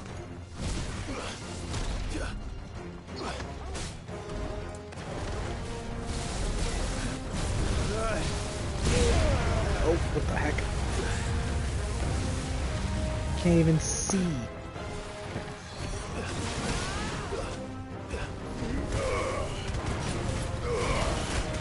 There's a good boy.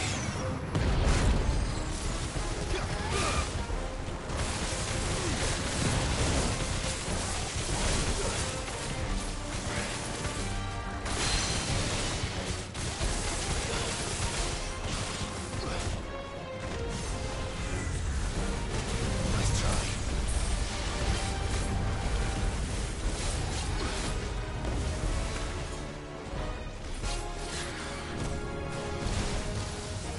Ow.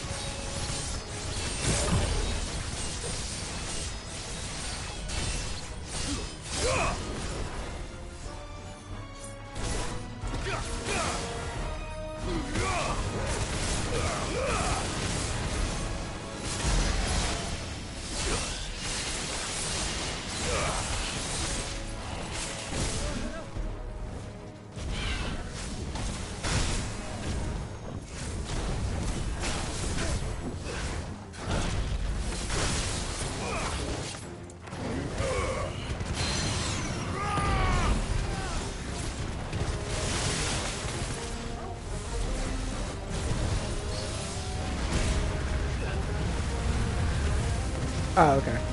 All good. Oh, come on.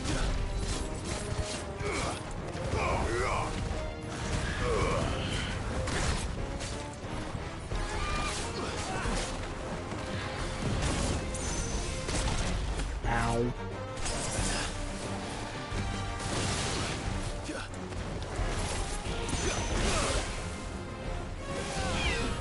Nice try.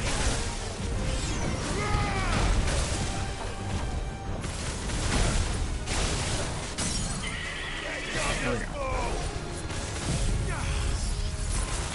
This should kill it.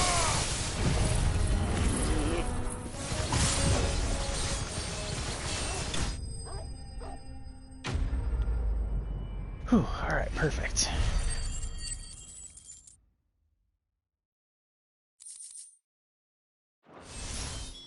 Is this the Heartstone? I expect it. Let's warp back to town instead of riding. Save me some time.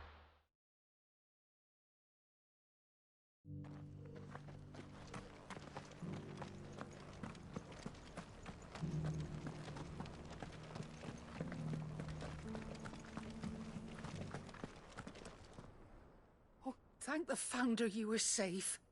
The Griffin is slain then? And the Heartstone claimed.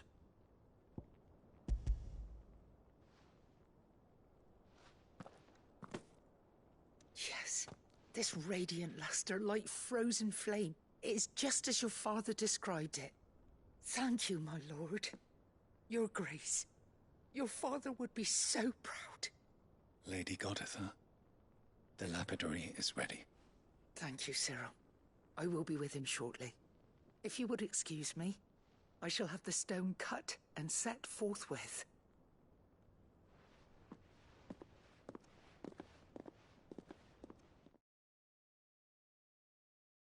But we shall see. The armbands are complete. Pray, take them. They are yours, after all. Heartstone is harder and more enduring than garnet, or even ruby.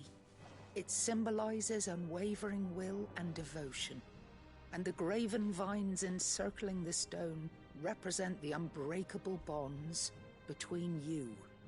It's a message. Father knew we had enemies both inside and outside the duchy. Enemies who would thwart his vision. Only with unwavering devotion would it ever be realized. And only if we stood together, as Phoenix and Shield, as brothers in arms. Only then might those enemies be overcome. Indeed. His Grace knew the enormity of the task he would entrust to you, his heirs. But this was more than just a message. It was a promise. That he would always be with you. Thank you, Lady Goditha, for remaining the steadfast custodian of our father's will. Forgive me, my lady, but there is something I don't quite understand. The Undying told me that after Father died, Mother claimed all of the ducal treasures for her own. Even if the armbands were incomplete, she would surely not have overlooked them. So, how were you able to keep them from her? Because I was the keeper of the vault. Though I was but a lowly servant, your father spoke to me of his intentions for the bands, of the deep love he had for both of you, and his hopes for your future. In the days before the disaster at Phoenix Gate, I discovered that the Duchess had ordered her jewelry be sent away from the castle. It was then that I knew she meant to betray us. I tried to warn your father, but it was too late. When word of the fire reached Rosalith, I knew my time was short. So I took up the armbands and I fled into the night. And thank the Founder you did. Yet my duty to your father was incomplete. Not knowing what else to do, I followed the Griffin, thinking I might claim the Heartstone on its passing. And so my pursuit continued, until Lord Cyril appeared before me. He informed me that His Grace's will had been recovered, and that his sons were alive and well. Lady Goditha, on behalf of my father okay. and all the people of Rosaria, Thanks for stopping in, man. I thank you for enjoy your loyal food, service. and I'll talk to you later. As do I. Thank you, my lord. Your Grace, for coming back to us. For giving my service See ya. meaning.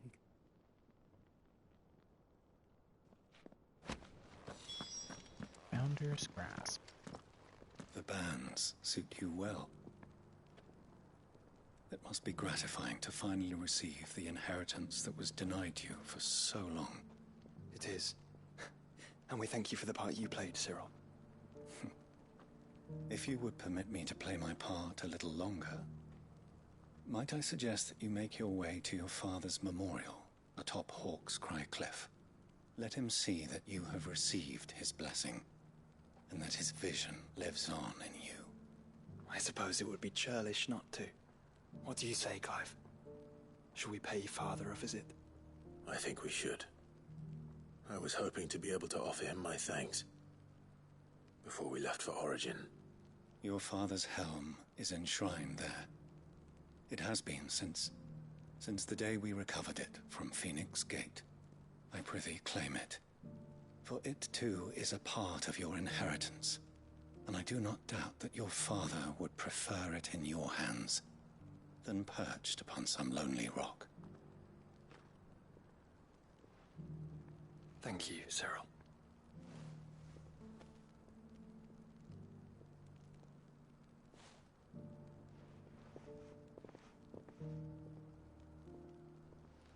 Come on, Clive. He's waiting.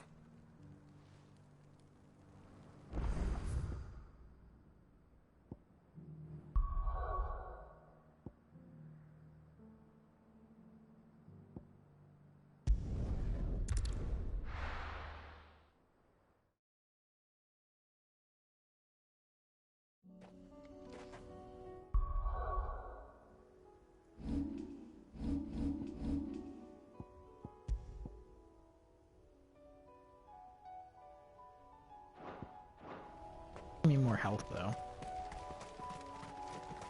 Unwavering will and an unbreakable bond. Do you really think we're strong enough? To save the world? Of course. To have overcome Father's political enemies? Of that I'm less certain. Especially knowing what we know now. What Mother was truly capable of. But perhaps these bands would have helped. Knowing he was with us would have made all the difference.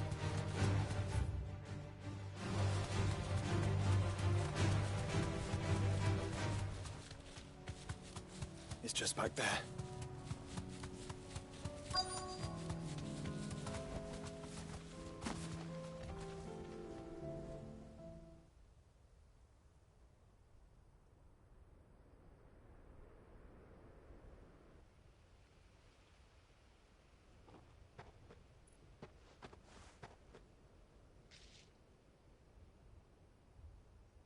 Father always fought for what he believed was right. It wasn't until that night at Phoenix Gate that I realized I had never fought for anything. I always had someone else to do the fighting for me.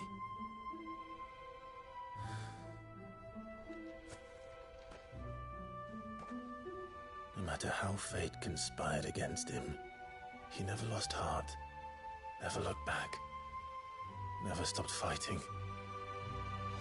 To me, he was the greatest of men. And I've been trying to live up to his ideals ever since.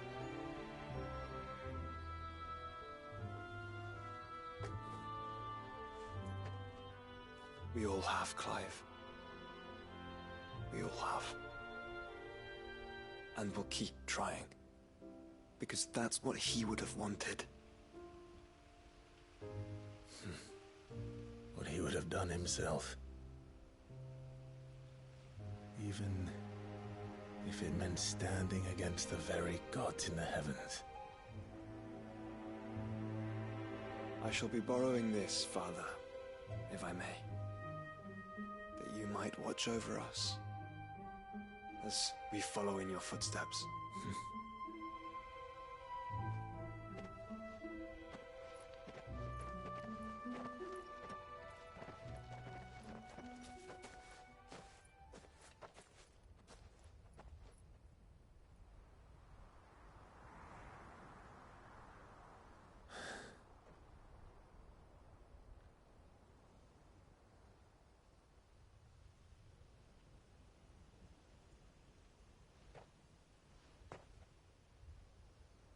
We won't lay you down.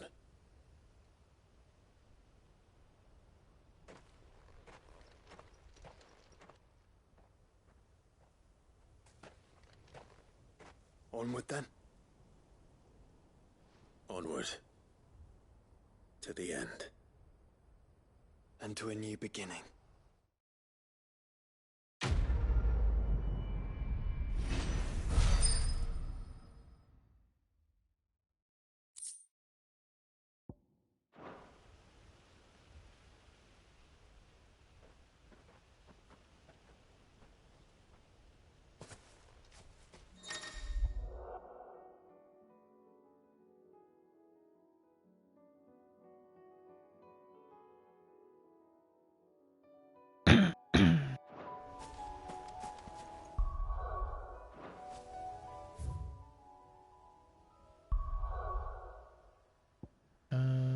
Let's see.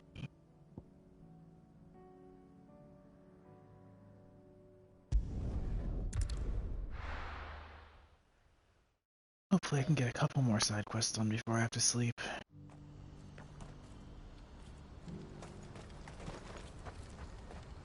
Do you see that too?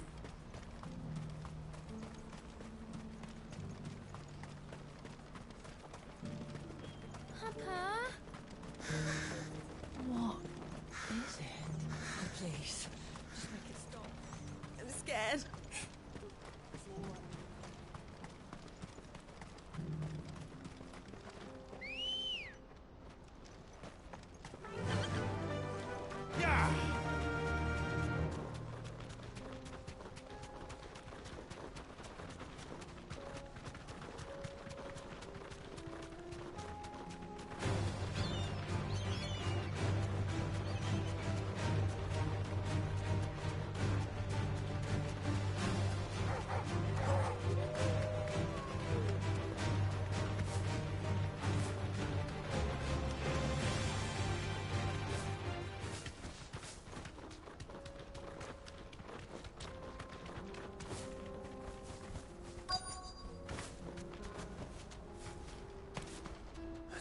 Rutherford, can it?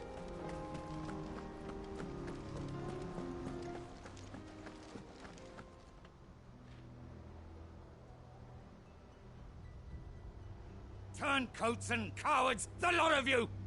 If it's a fight you want, it's a fight you shall have! Allow me. I don't need your... Please, Field Marshal, oblige him. This won't take long. You're right. It won't. Men, finish him.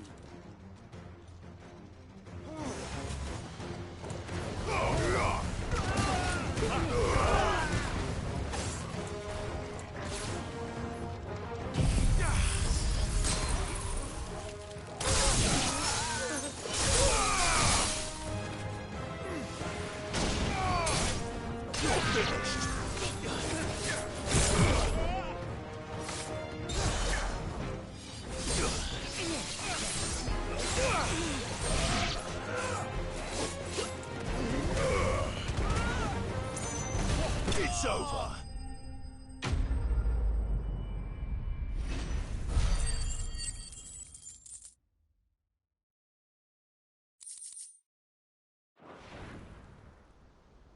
A little longer than I'd have liked.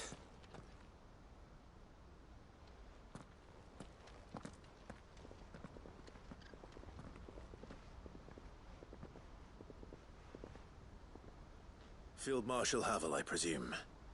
Are either of you injured? No, my lord. You arrived just as our escort turned on us. Fucking traitors. I'd heard reports of soldiers in the outlying regions abandoning the oaths they swore. But I hadn't thought the corruption had reached so close to the heart of the Republic. It's a fucking disgrace. Your interfering old bastard of an uncle tried to warn me, of course. My lord Marquis. Or is Sid the Outlaw more to your liking? Call me what you want. It doesn't change who I am, or the urgency of the message I bring. My uncle has a plan to right the realm, and he needs your help to see it through. Before I agree to anything,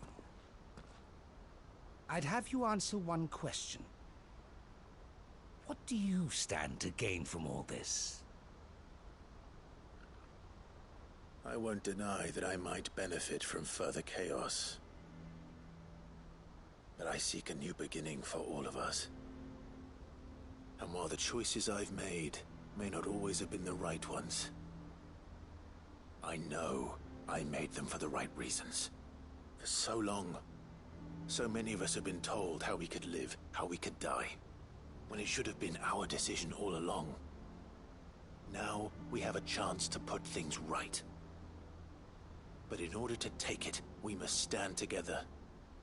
Even if it be beside those with whom we don't see eye to eye.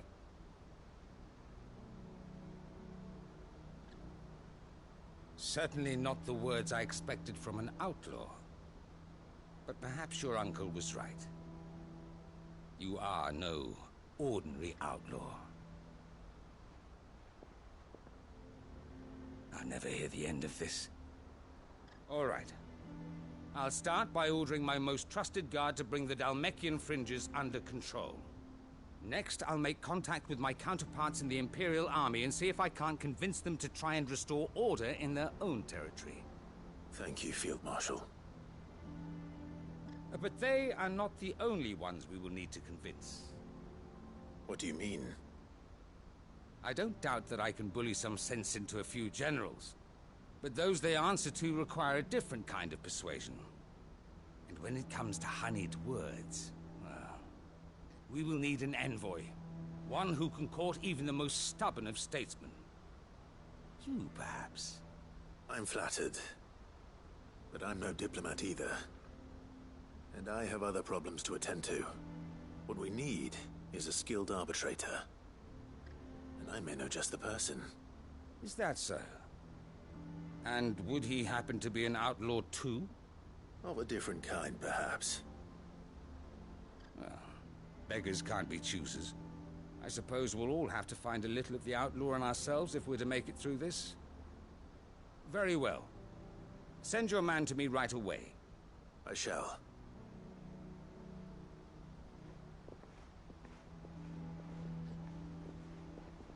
My Lord Marquis. Your Lord Uncle bade me escort the Field Marshal to his manor in Port Isolde. And I will see that my associate joins you there. Very good, my lord.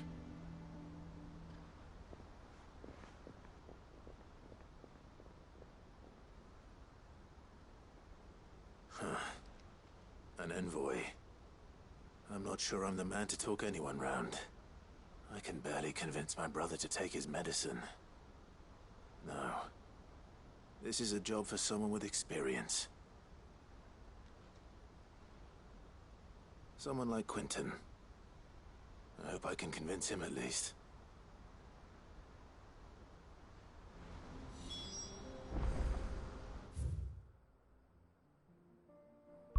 Let's see.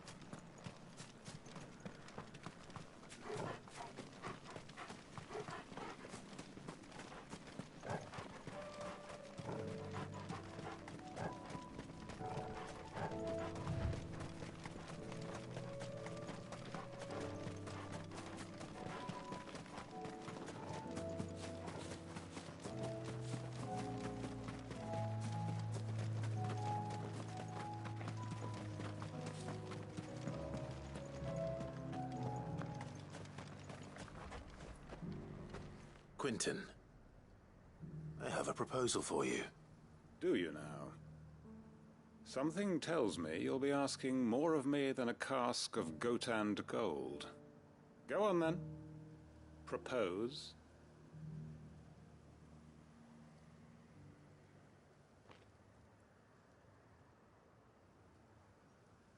You'd have me convince the chiefs and chamberlains of the realm that they should simply swallow their pride and do the one thing that has proved impossible for thousands of years. Was there anything else? Perhaps I can fetch you a meat pie as well. I know it's a lot to ask, but I can think of none better suited to the role. And you'd have me give up what little I have left to do it. I told you, Clive. The people of Lostwing are my family, and I cannot abandon them. You'll have to find someone else. I'm sorry to hear that. So am I. And why might that be? What he's asking. How's it any different to what you've done so far? They want you to speak for those who can't speak for themselves. That's what you do best. If it's the vineyard you're worried about, we'll see that the grapes are picked and the tons filled. You know we will. It's not that. Then what is it? You said yourself we're family. Don't you trust us? You know that's not what I'm... Then what are you saying? That only we are worth saving? Why turn your back on everyone else? You convinced us we could build new lives for ourselves, and if you can do that, who's to say you couldn't convince the entire realm? A stirring argument. I fear that any rejoinder I make might fall somewhat flat by comparison. So you'll join us? Where do you need me? Field Marshal Havel will want to speak with you in person. He's currently in Port Isolde. I can arrange for a party of Cursebreakers to accompany you there. That would be very much appreciated. I hear the roads are far from safe these days. Hopefully not for long. My uncle will want to know that his plan is taking shape.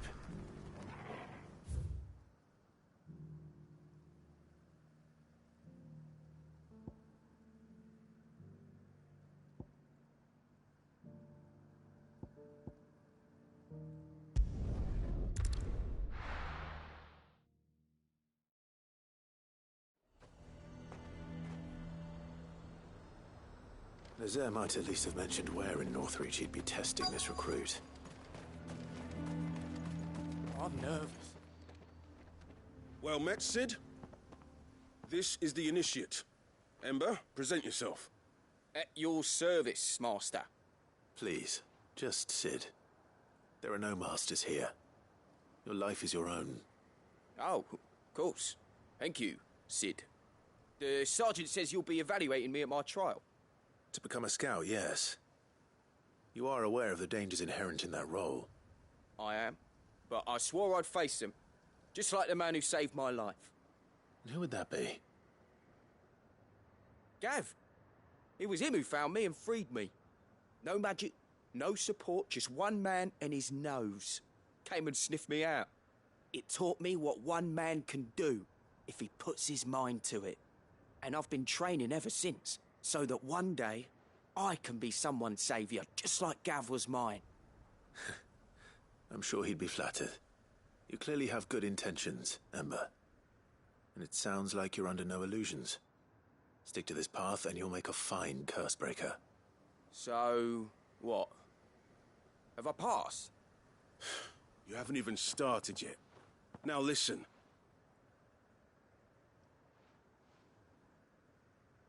Not far from here is an Imperial lookout, Eastwatch. The guards there record all their sightings in a logbook. You are to find it and bring it here. And bring it here, right. Anything else? No. Sneaking into a heavily guarded Imperial outpost and stealing the logbook would be quite sufficient. You'll need to assess the situation, determine a point of entry, create a distraction and effect an escape, all without being discovered and thrown into an Imperial oubliette. Ember, Gav isn't our best scout because he can do everything. It's essential that you know your limits. Know my limits, right. I won't let you down.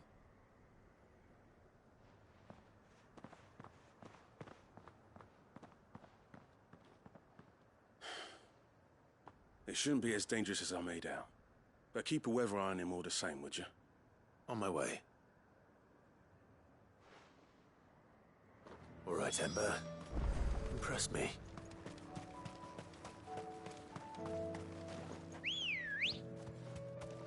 Come on.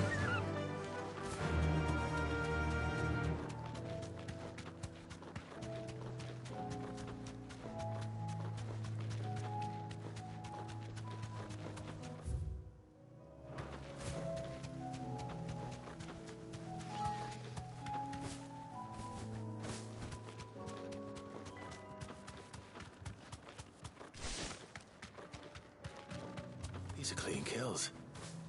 Perhaps young Ember really is ready. Or maybe not.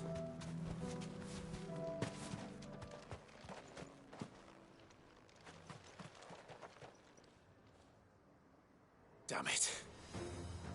Ember, draw your sword! I can't! Then run! If you want him, you'll have to go through me. Nice try.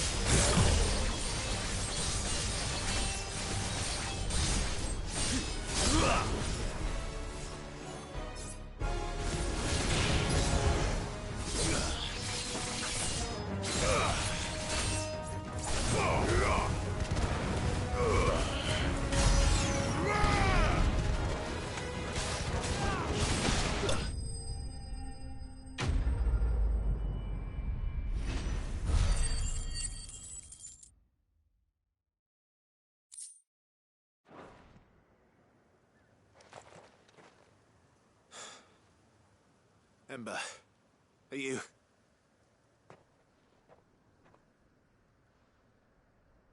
Gone.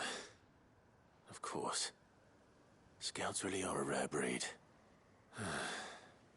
Back to Northreach it is, then.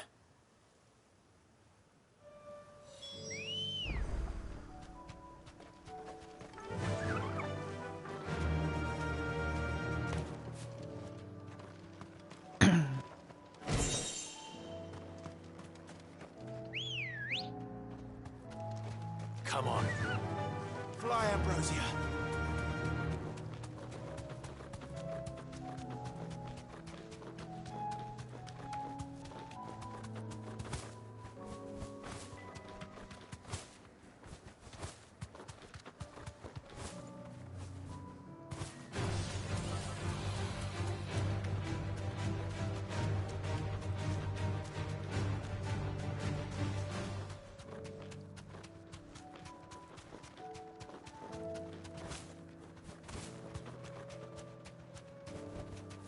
Thanks, Gal. I didn't expect you back so soon. Where is Ember? How did he fare? I thought I'd find him with you. He must have fled. I followed him to Eastwatch, where I found him being set upon by a wild Avis. He was just standing there. Didn't even draw his sword. I had to step in and take care of things. But by the time I had, he was nowhere to be seen. I assumed he'd set off in your direction, but apparently not. I'm sorry, Sid. I knew the boy had a nervous streak, but he seemed like... The right man for the job? I believe this is the logbook you tasked me with retrieving. Hey? How did you... Don't you tell me you breached the tower while Sid was busy saving your skin. What? Wasn't that what you asked me to do? To bring the thing back without getting caught? He has you there, Nazaire. And he did it all on his own. But Sid, he did what he thought was best. And now I have to decide whether I agree. Of course. We'll await your evaluation back at the hideaway. Don't you leave my sight. Yes, Sergeant.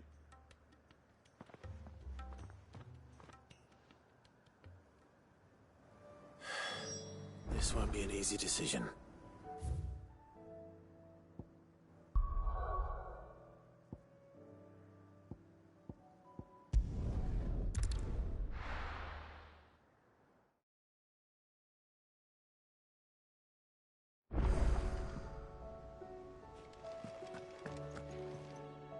Uncle, I bring good news. The Field Marshal has agreed to your plan. Ha! Of course he has. I didn't doubt you for a moment, dear boy. Rutherford is accompanying him back to your manor in Port Isolde as we speak. They will await your return there. As will one other. One other? Who, exactly? Lord Havel was concerned that even if he could get the realm's armies to agree to an accord, he might not be as successful in convincing those with political power. He asked if I might have a solution. And I suggested a certain Imperial Lord Magistrate turned Liberator. One of your co-conspirators? Master Quinton would probably call me one of his. But yes. Another outlaw, then. Just the thing we need to put these rotten politicos in their places. Good thinking, Clive. I'm glad you approve. The more the merrier, eh? Uncle, assuming Havel and Quinton can solve our problem with the armies, you still haven't mentioned how we might manage the grain shortages. Oh, don't you worry, my boy. The 7 high houses will be seeing to that. They have all agreed to make the most generous of donations. Oh, of course, it did take a little persuasion, but luckily I had some unexpected help. From who? Why, you, my boy. Rumor has it that you rescued the Lady Ariane's head steward Rockford from a horde of bloodthirsty bandits. It was more of a handful. Well, the old battle-axe was so pleased. She had a shipload of talents delivered to my private docks by the next new moon. And when the other houses saw the parsimonious old crone's purse strings finally loosen, they as good as tripped over themselves in the rush to follow suit. I'm happy to hear it. Now, I must be getting back to the manor. Join us there at your earliest convenience, would you? Of course, Uncle.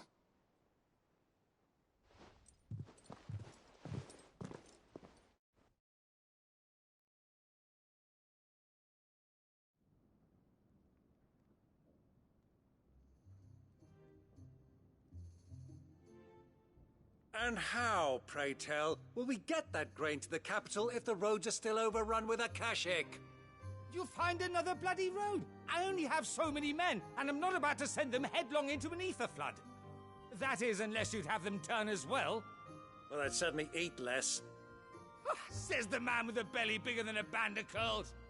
My soldiers actually need their rations. Without any food to keep them going, they'll be dead even before you've sent them on your fool's errand. If I may, gentlemen, perhaps I might suggest an alternative approach. Though supply routes are indeed disrupted, there is no shortage of ships. Indeed, they bob away in every bay from here to Randalar, awaiting a safe haven. Allow them to make port and fill their bellies full of grain. And once those who crowd the cities are fed, ferry the displaced back to the countryside to work the fallow fields. But I'm sure that you wish to continue your discussion. Forgive the interruption. Two such firm friends as yourselves need no help from the likes of me. Rutherford spoke fondly of the great bond between you. Us? Friends? I can't stand the man! Clive, I'm beginning to question the quality of the company you keep. And what kind of company were you expecting him to keep? The man's a criminal! Criminal? How dare you? You are not fit to breathe the same air as this fine, upstanding young gentleman. Upstanding? He calls himself Sid the Bloody Outlaw! Once more onto the breach.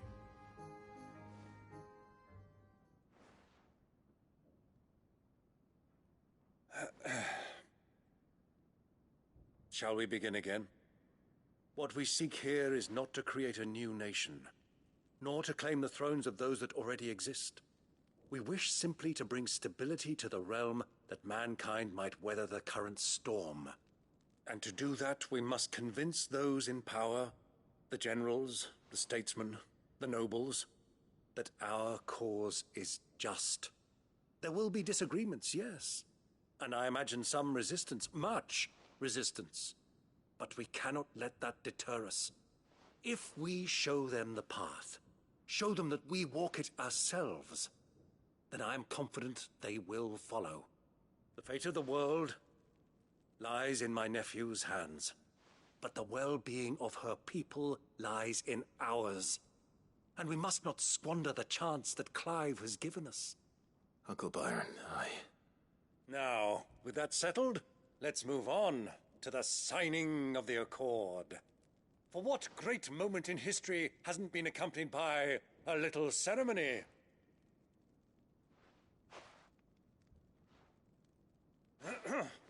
Citizens of Valisthea, I present to you the Triunity. Rutherford, Mike Will.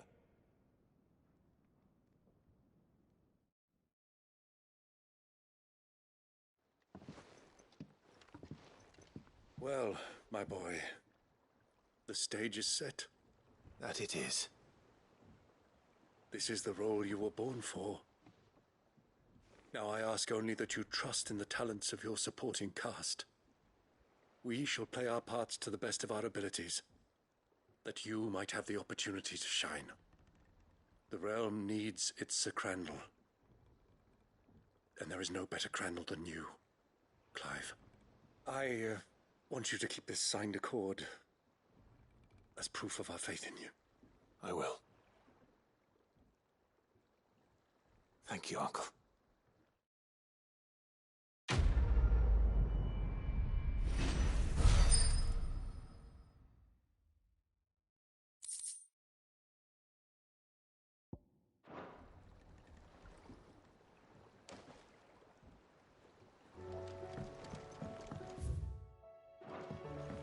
What do you think that thing is?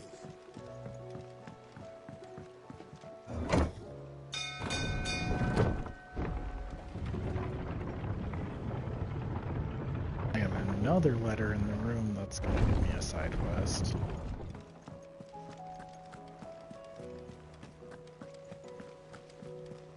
You should have seen it. Welcome back, Cid. Welcome back, Cid. Yes.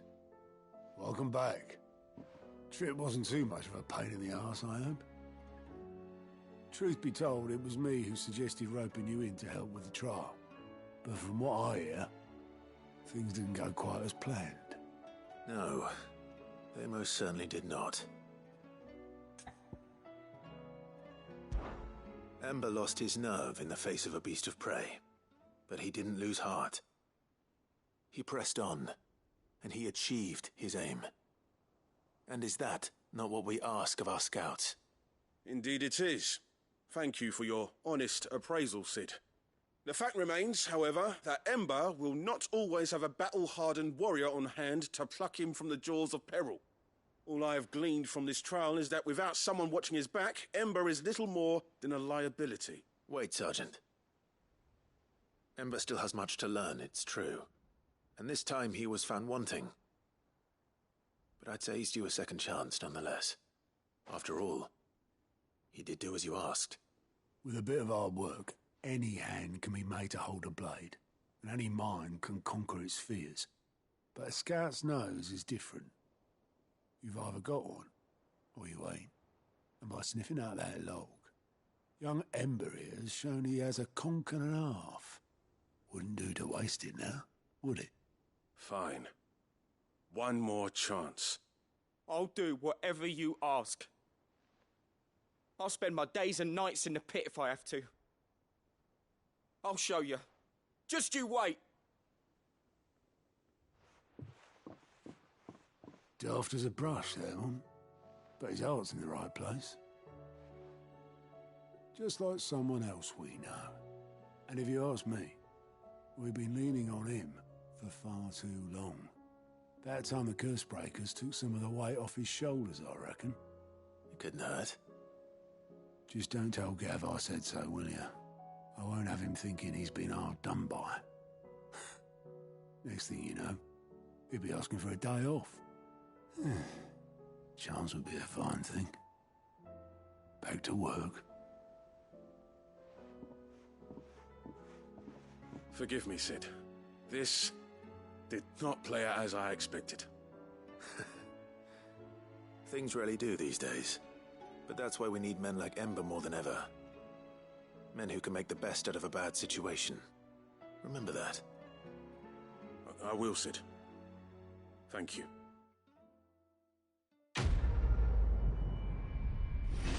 Another one down.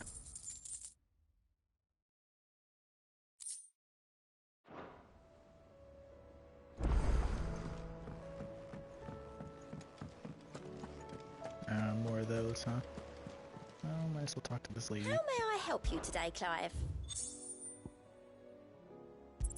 Well, that's nice. You earned this. It's the last one. Come again. I may have more for you.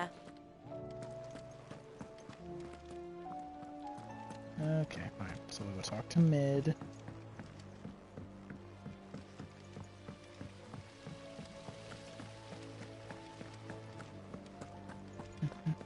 I'm gonna have to accept the quest from the room.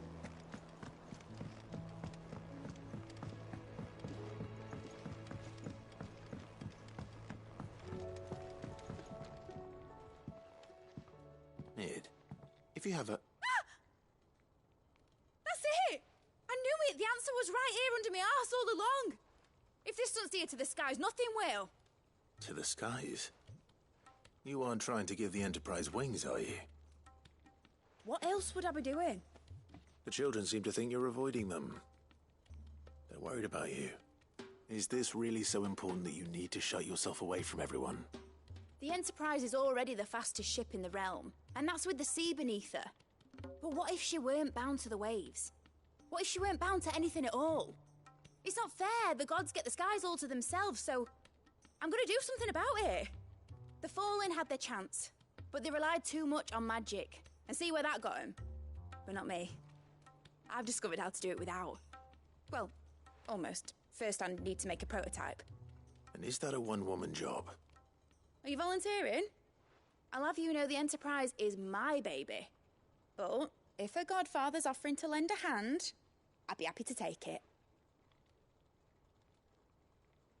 First, I'll need oil, and not just some old drippings from Miss Molly's spits in the Tub and Crown. Refined stuff, like they make in Ordil. Then I'll need some bone, or shell. Light, strong, preferably no longer attached to the beast it belongs to. If it's beast bones you're after, I'm sure the Cursebreakers will know where you might find some. No, they'll know where you might find some. You're the one who offered to help, remember? I should speak with one of the Cursebreakers before I set off for Old Hill. See if I can't find this bone while I'm there as well. Has Midadol mentioned a new project?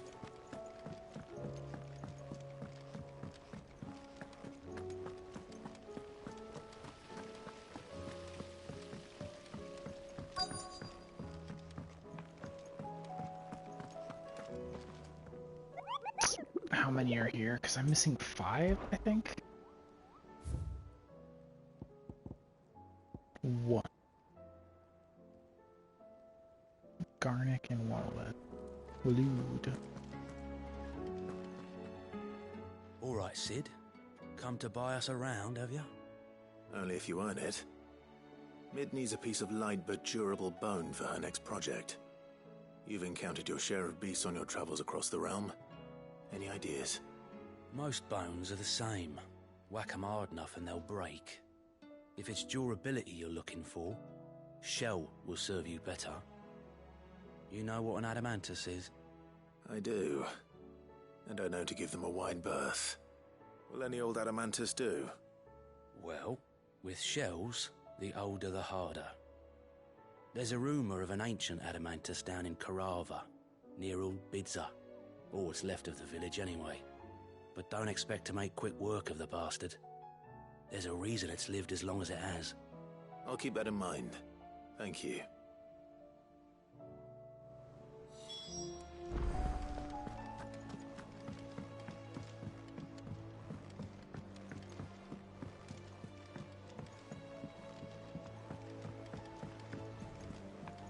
It never ends.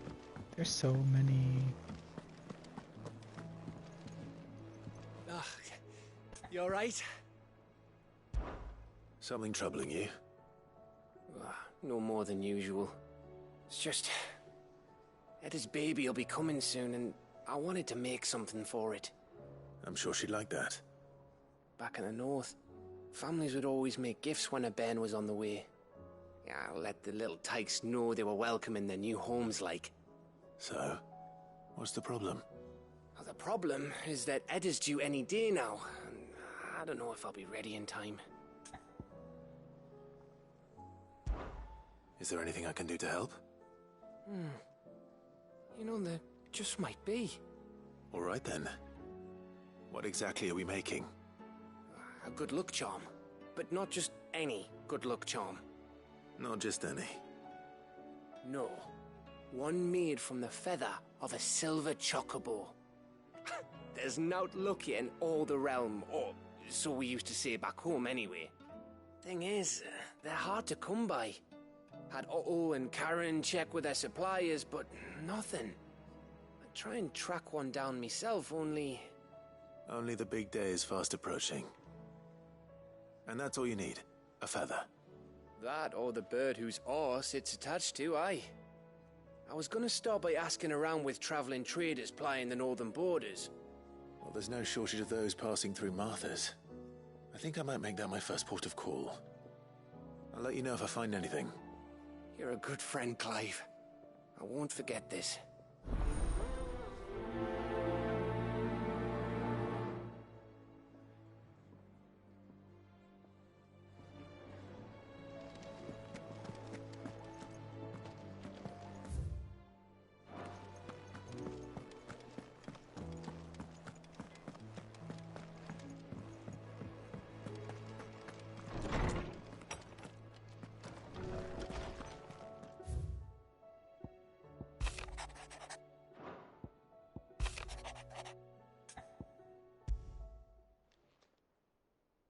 If Joshua's worried about Jill, I should go and speak with him.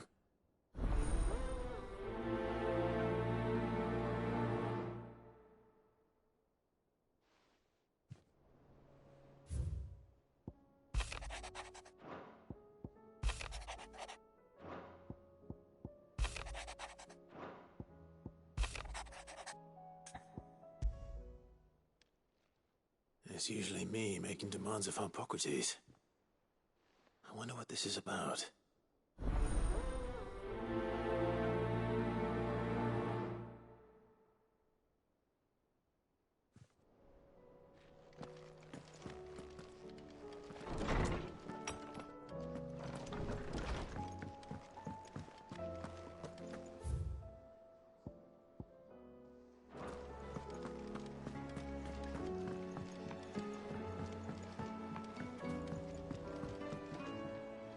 Joshua, I read your message. You're right. Jill is different. I don't think I'd realized how different, but since we returned from Drake's spine, I've felt it more and more. I suppose it's not hard to imagine why. She doesn't think she belongs anymore. And that's why we need to remind her she is still one of us. To let her know that we still need her. Now more than ever. That you still need her. But how to do that? When last we were truly close, we were but children. Of course. Do you remember the time we accompanied Father on his annual tour of the Duchy? And Jill and I broke from the procession to ride up Man's Hill. To see the snow daisies, I remember. It was the first time Father had allowed us to join him. And when he realized you were missing, he had the entire retinue down to the pot boys combing the countryside. In the rain. A thunderstorm forced us to take refuge in a grove of oaks before we'd even made it halfway there. It was the Lord Commander who finally found us, and needless to say, he was none too pleased. Then it seems you and Jill have unfinished business. What do you say? Man's Hill. It's not that far. Oh, true. Though I suspect it is also much changed. Little in southern Rosaria remains as it was when we were children. You're saying I should go and scout the area for bandits? I'm saying we should first go and see if there are actually still any snow daisies left. What would you do without me, Clive?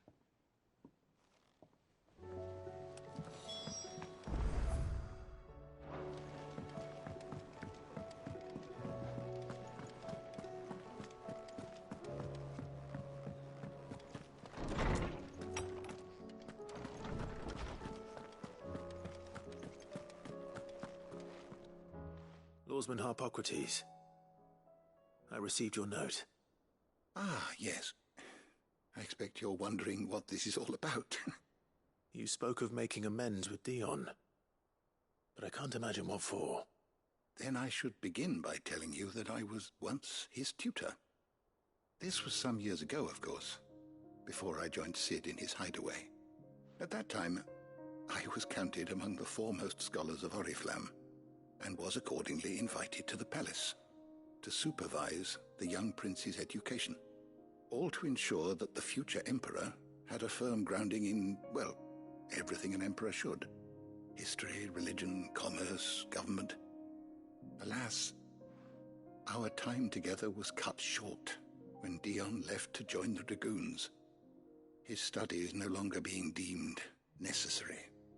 I had not expected to meet with him again, least of all here. Have you spoken with him? No, I have yet to find the right moment. His Highness always seems so preoccupied, especially when alone. I would not wish to disturb his ruminations with idle words of greeting, not when I know he dwells upon the evil Ultima had him commit in the Dominion. The guilt weighs heavily on him, I know. But as you say, that was Ultima's doing. Surely you can't blame yourself. When I first met him, it was not guilt, but his people's expectations that weighed heavily upon him, and I did nothing to ease that burden. He bore it alone. until the day he could not bear it any longer.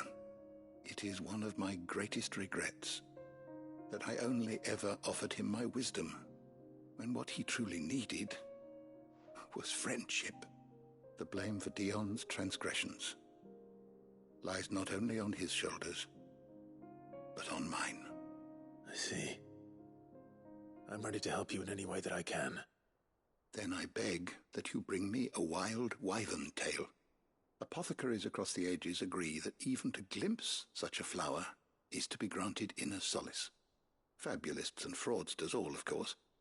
But there is oft a seed of truth to be found where even the most outlandish opinions align. Well, it can't hurt to try. Where can I find this flower? And how will I know it? You have seen cultivated wyvern tails before, I trust. The lily-white blossoms from whose roots the poisonous ink for the brand is distilled. Well, those which grow in the wild differ only in their purple hue. The harsher the environment in which they are raised, the deeper the colour. There is a waterfall in Rickmal's Roost across the strait, where the flowers once grew in abundance. Whether they still survive there, I know not. But try as I might, I can find no likelier location. It's all right. I'll find you a wyvern tail one way or another. Thank you, Clive. And please, be safe.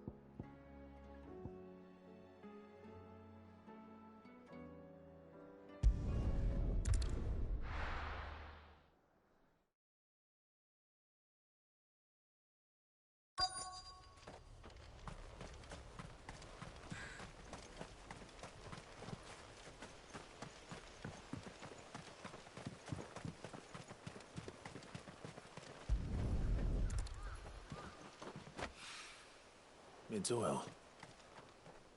After what happened here, it's a miracle there was any left at all.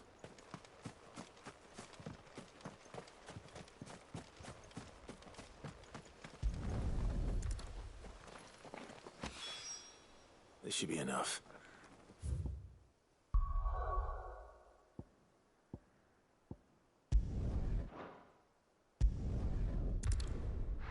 Turtle.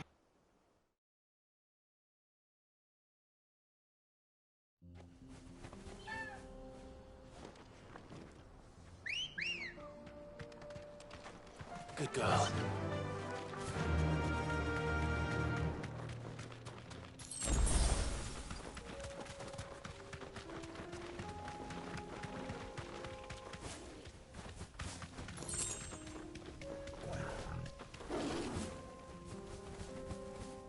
Here we are again. Carava. If you were a tortoise, Torgor, where would you hide?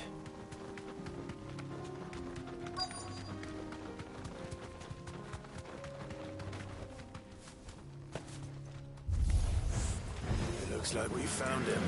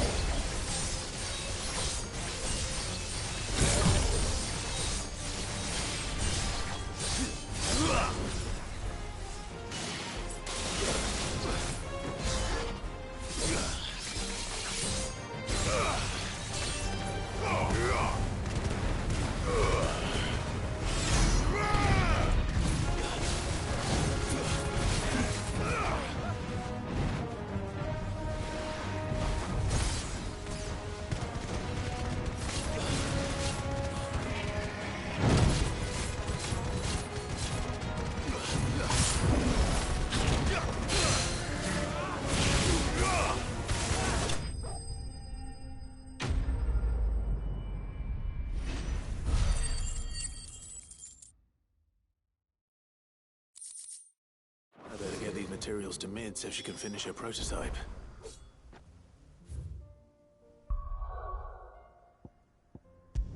Okay, I'm gonna turn this one in, and then I'm gonna call it a night.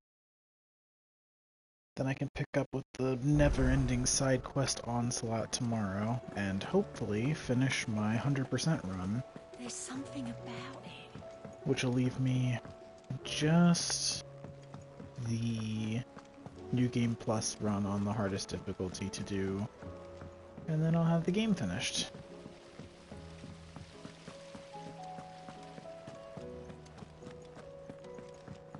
So I might be able to finish everything tomorrow.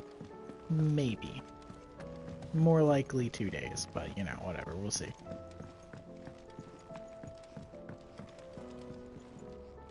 Mid, tell me this is all you need.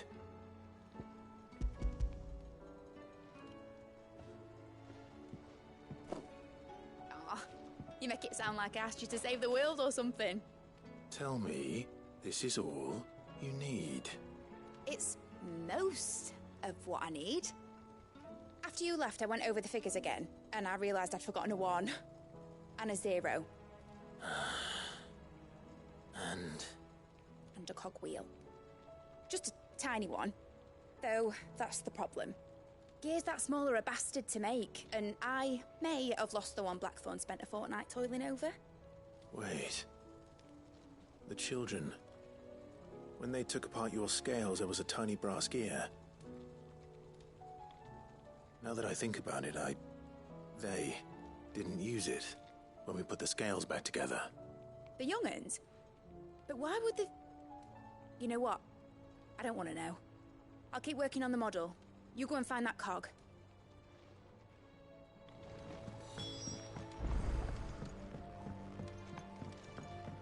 Has Midadol mentioned a new project yet?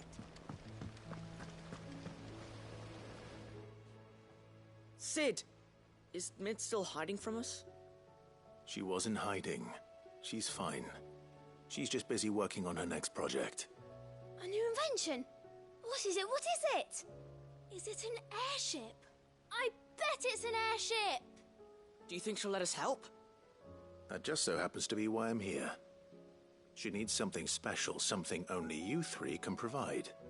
A brass gear. A tiny one. One that might fit on, say, a set of scales? Oh, the one you forgot! We remember! We saved it, just in case. It's in the bag of bits. Since your lesson, we've been disassembling, then reassembling everything we can find. All the pieces that are left over, we keep under our beds, just in case.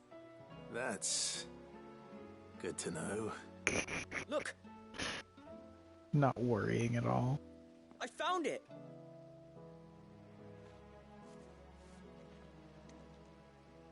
Is that all? Just the gear? We have more parts if Mid needs them. That's all for now. But I'll let Mid know about your hoard. Just in case. Thanks, Sid.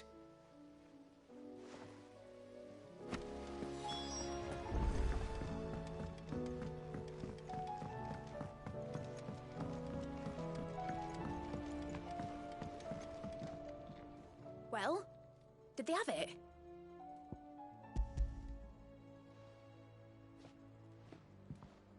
They did. And they kept it somewhere nice and safe. Will it work? Will it work? It's perfect! You're a genius, Clive. What exactly are you going to use it for? Only the most important job of all. The wings aren't going to move on their own. But with the right cog in the right place... Well, you just wait and see.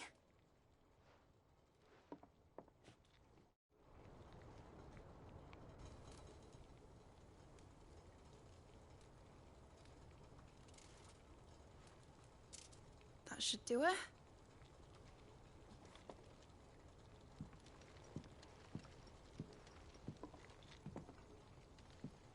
Here goes nothing.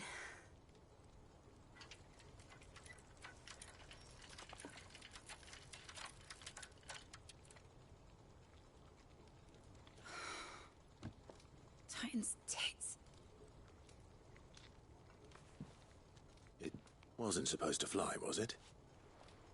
Of course it was supposed to fly. Wouldn't be much of an airship if it didn't.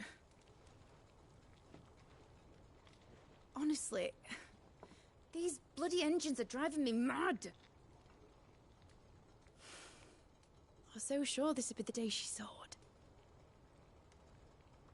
The Mithril engine was made to make dreams come true. But maybe this is one dream the world's better off without. Show folk how to take flying. It won't be long till they're raining death down on each other. People will lose their homes. Children, their mums and their dads. Like I lost mine. I'm sorry. So am I, Clive. So am I. Sorry that I have to choose. Do I follow my head, or do I follow my heart?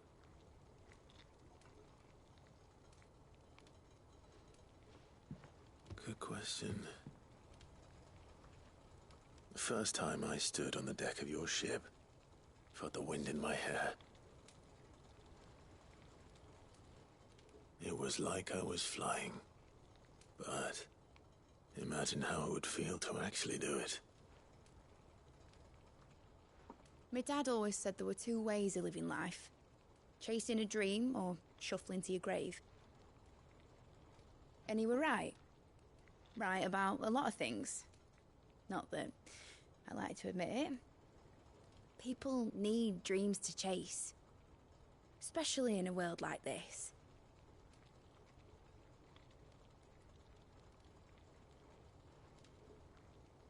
Right. When this is over, I'm gonna take all my Mithril engines to Zemeckis and sling him over the edge. I won't have my dream end up turning into someone else's nightmare. But all that hard work... All that hard work will not be used for war, Jamie. But it ain't like it'll be gone. Tell me, Clive, have you ever been on a treasure hunt? Not since Joshua and I were boys. Why do you ask? Because I'm gonna bury the engine schematics and leave behind a little riddle telling people where to find them.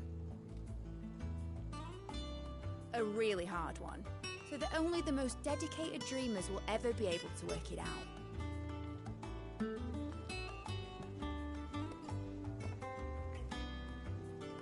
Ooh, I can picture it now. Some daft general squinting at the words with a gormless expression on his mug. Like that one, yeah. Right.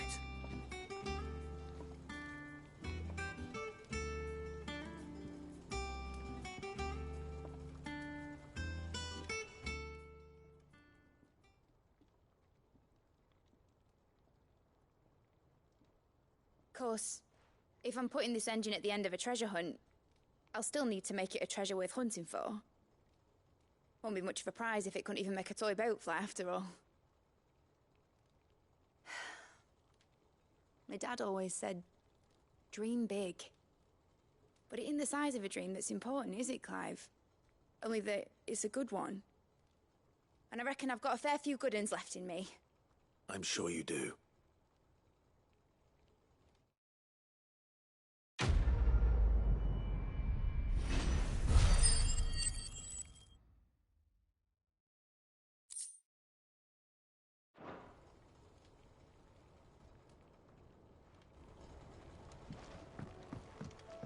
Nice. Has Midadol mentioned Let's see, any more side quests here before I do anything? Alright, cool. project yet? Time to save the game.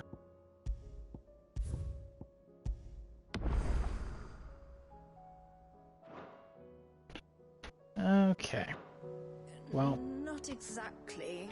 seeing as it is late, I'm going to call it here, and we will pick this up tomorrow. So thanks everybody who stopped in. I really appreciate it, and talk to you all later.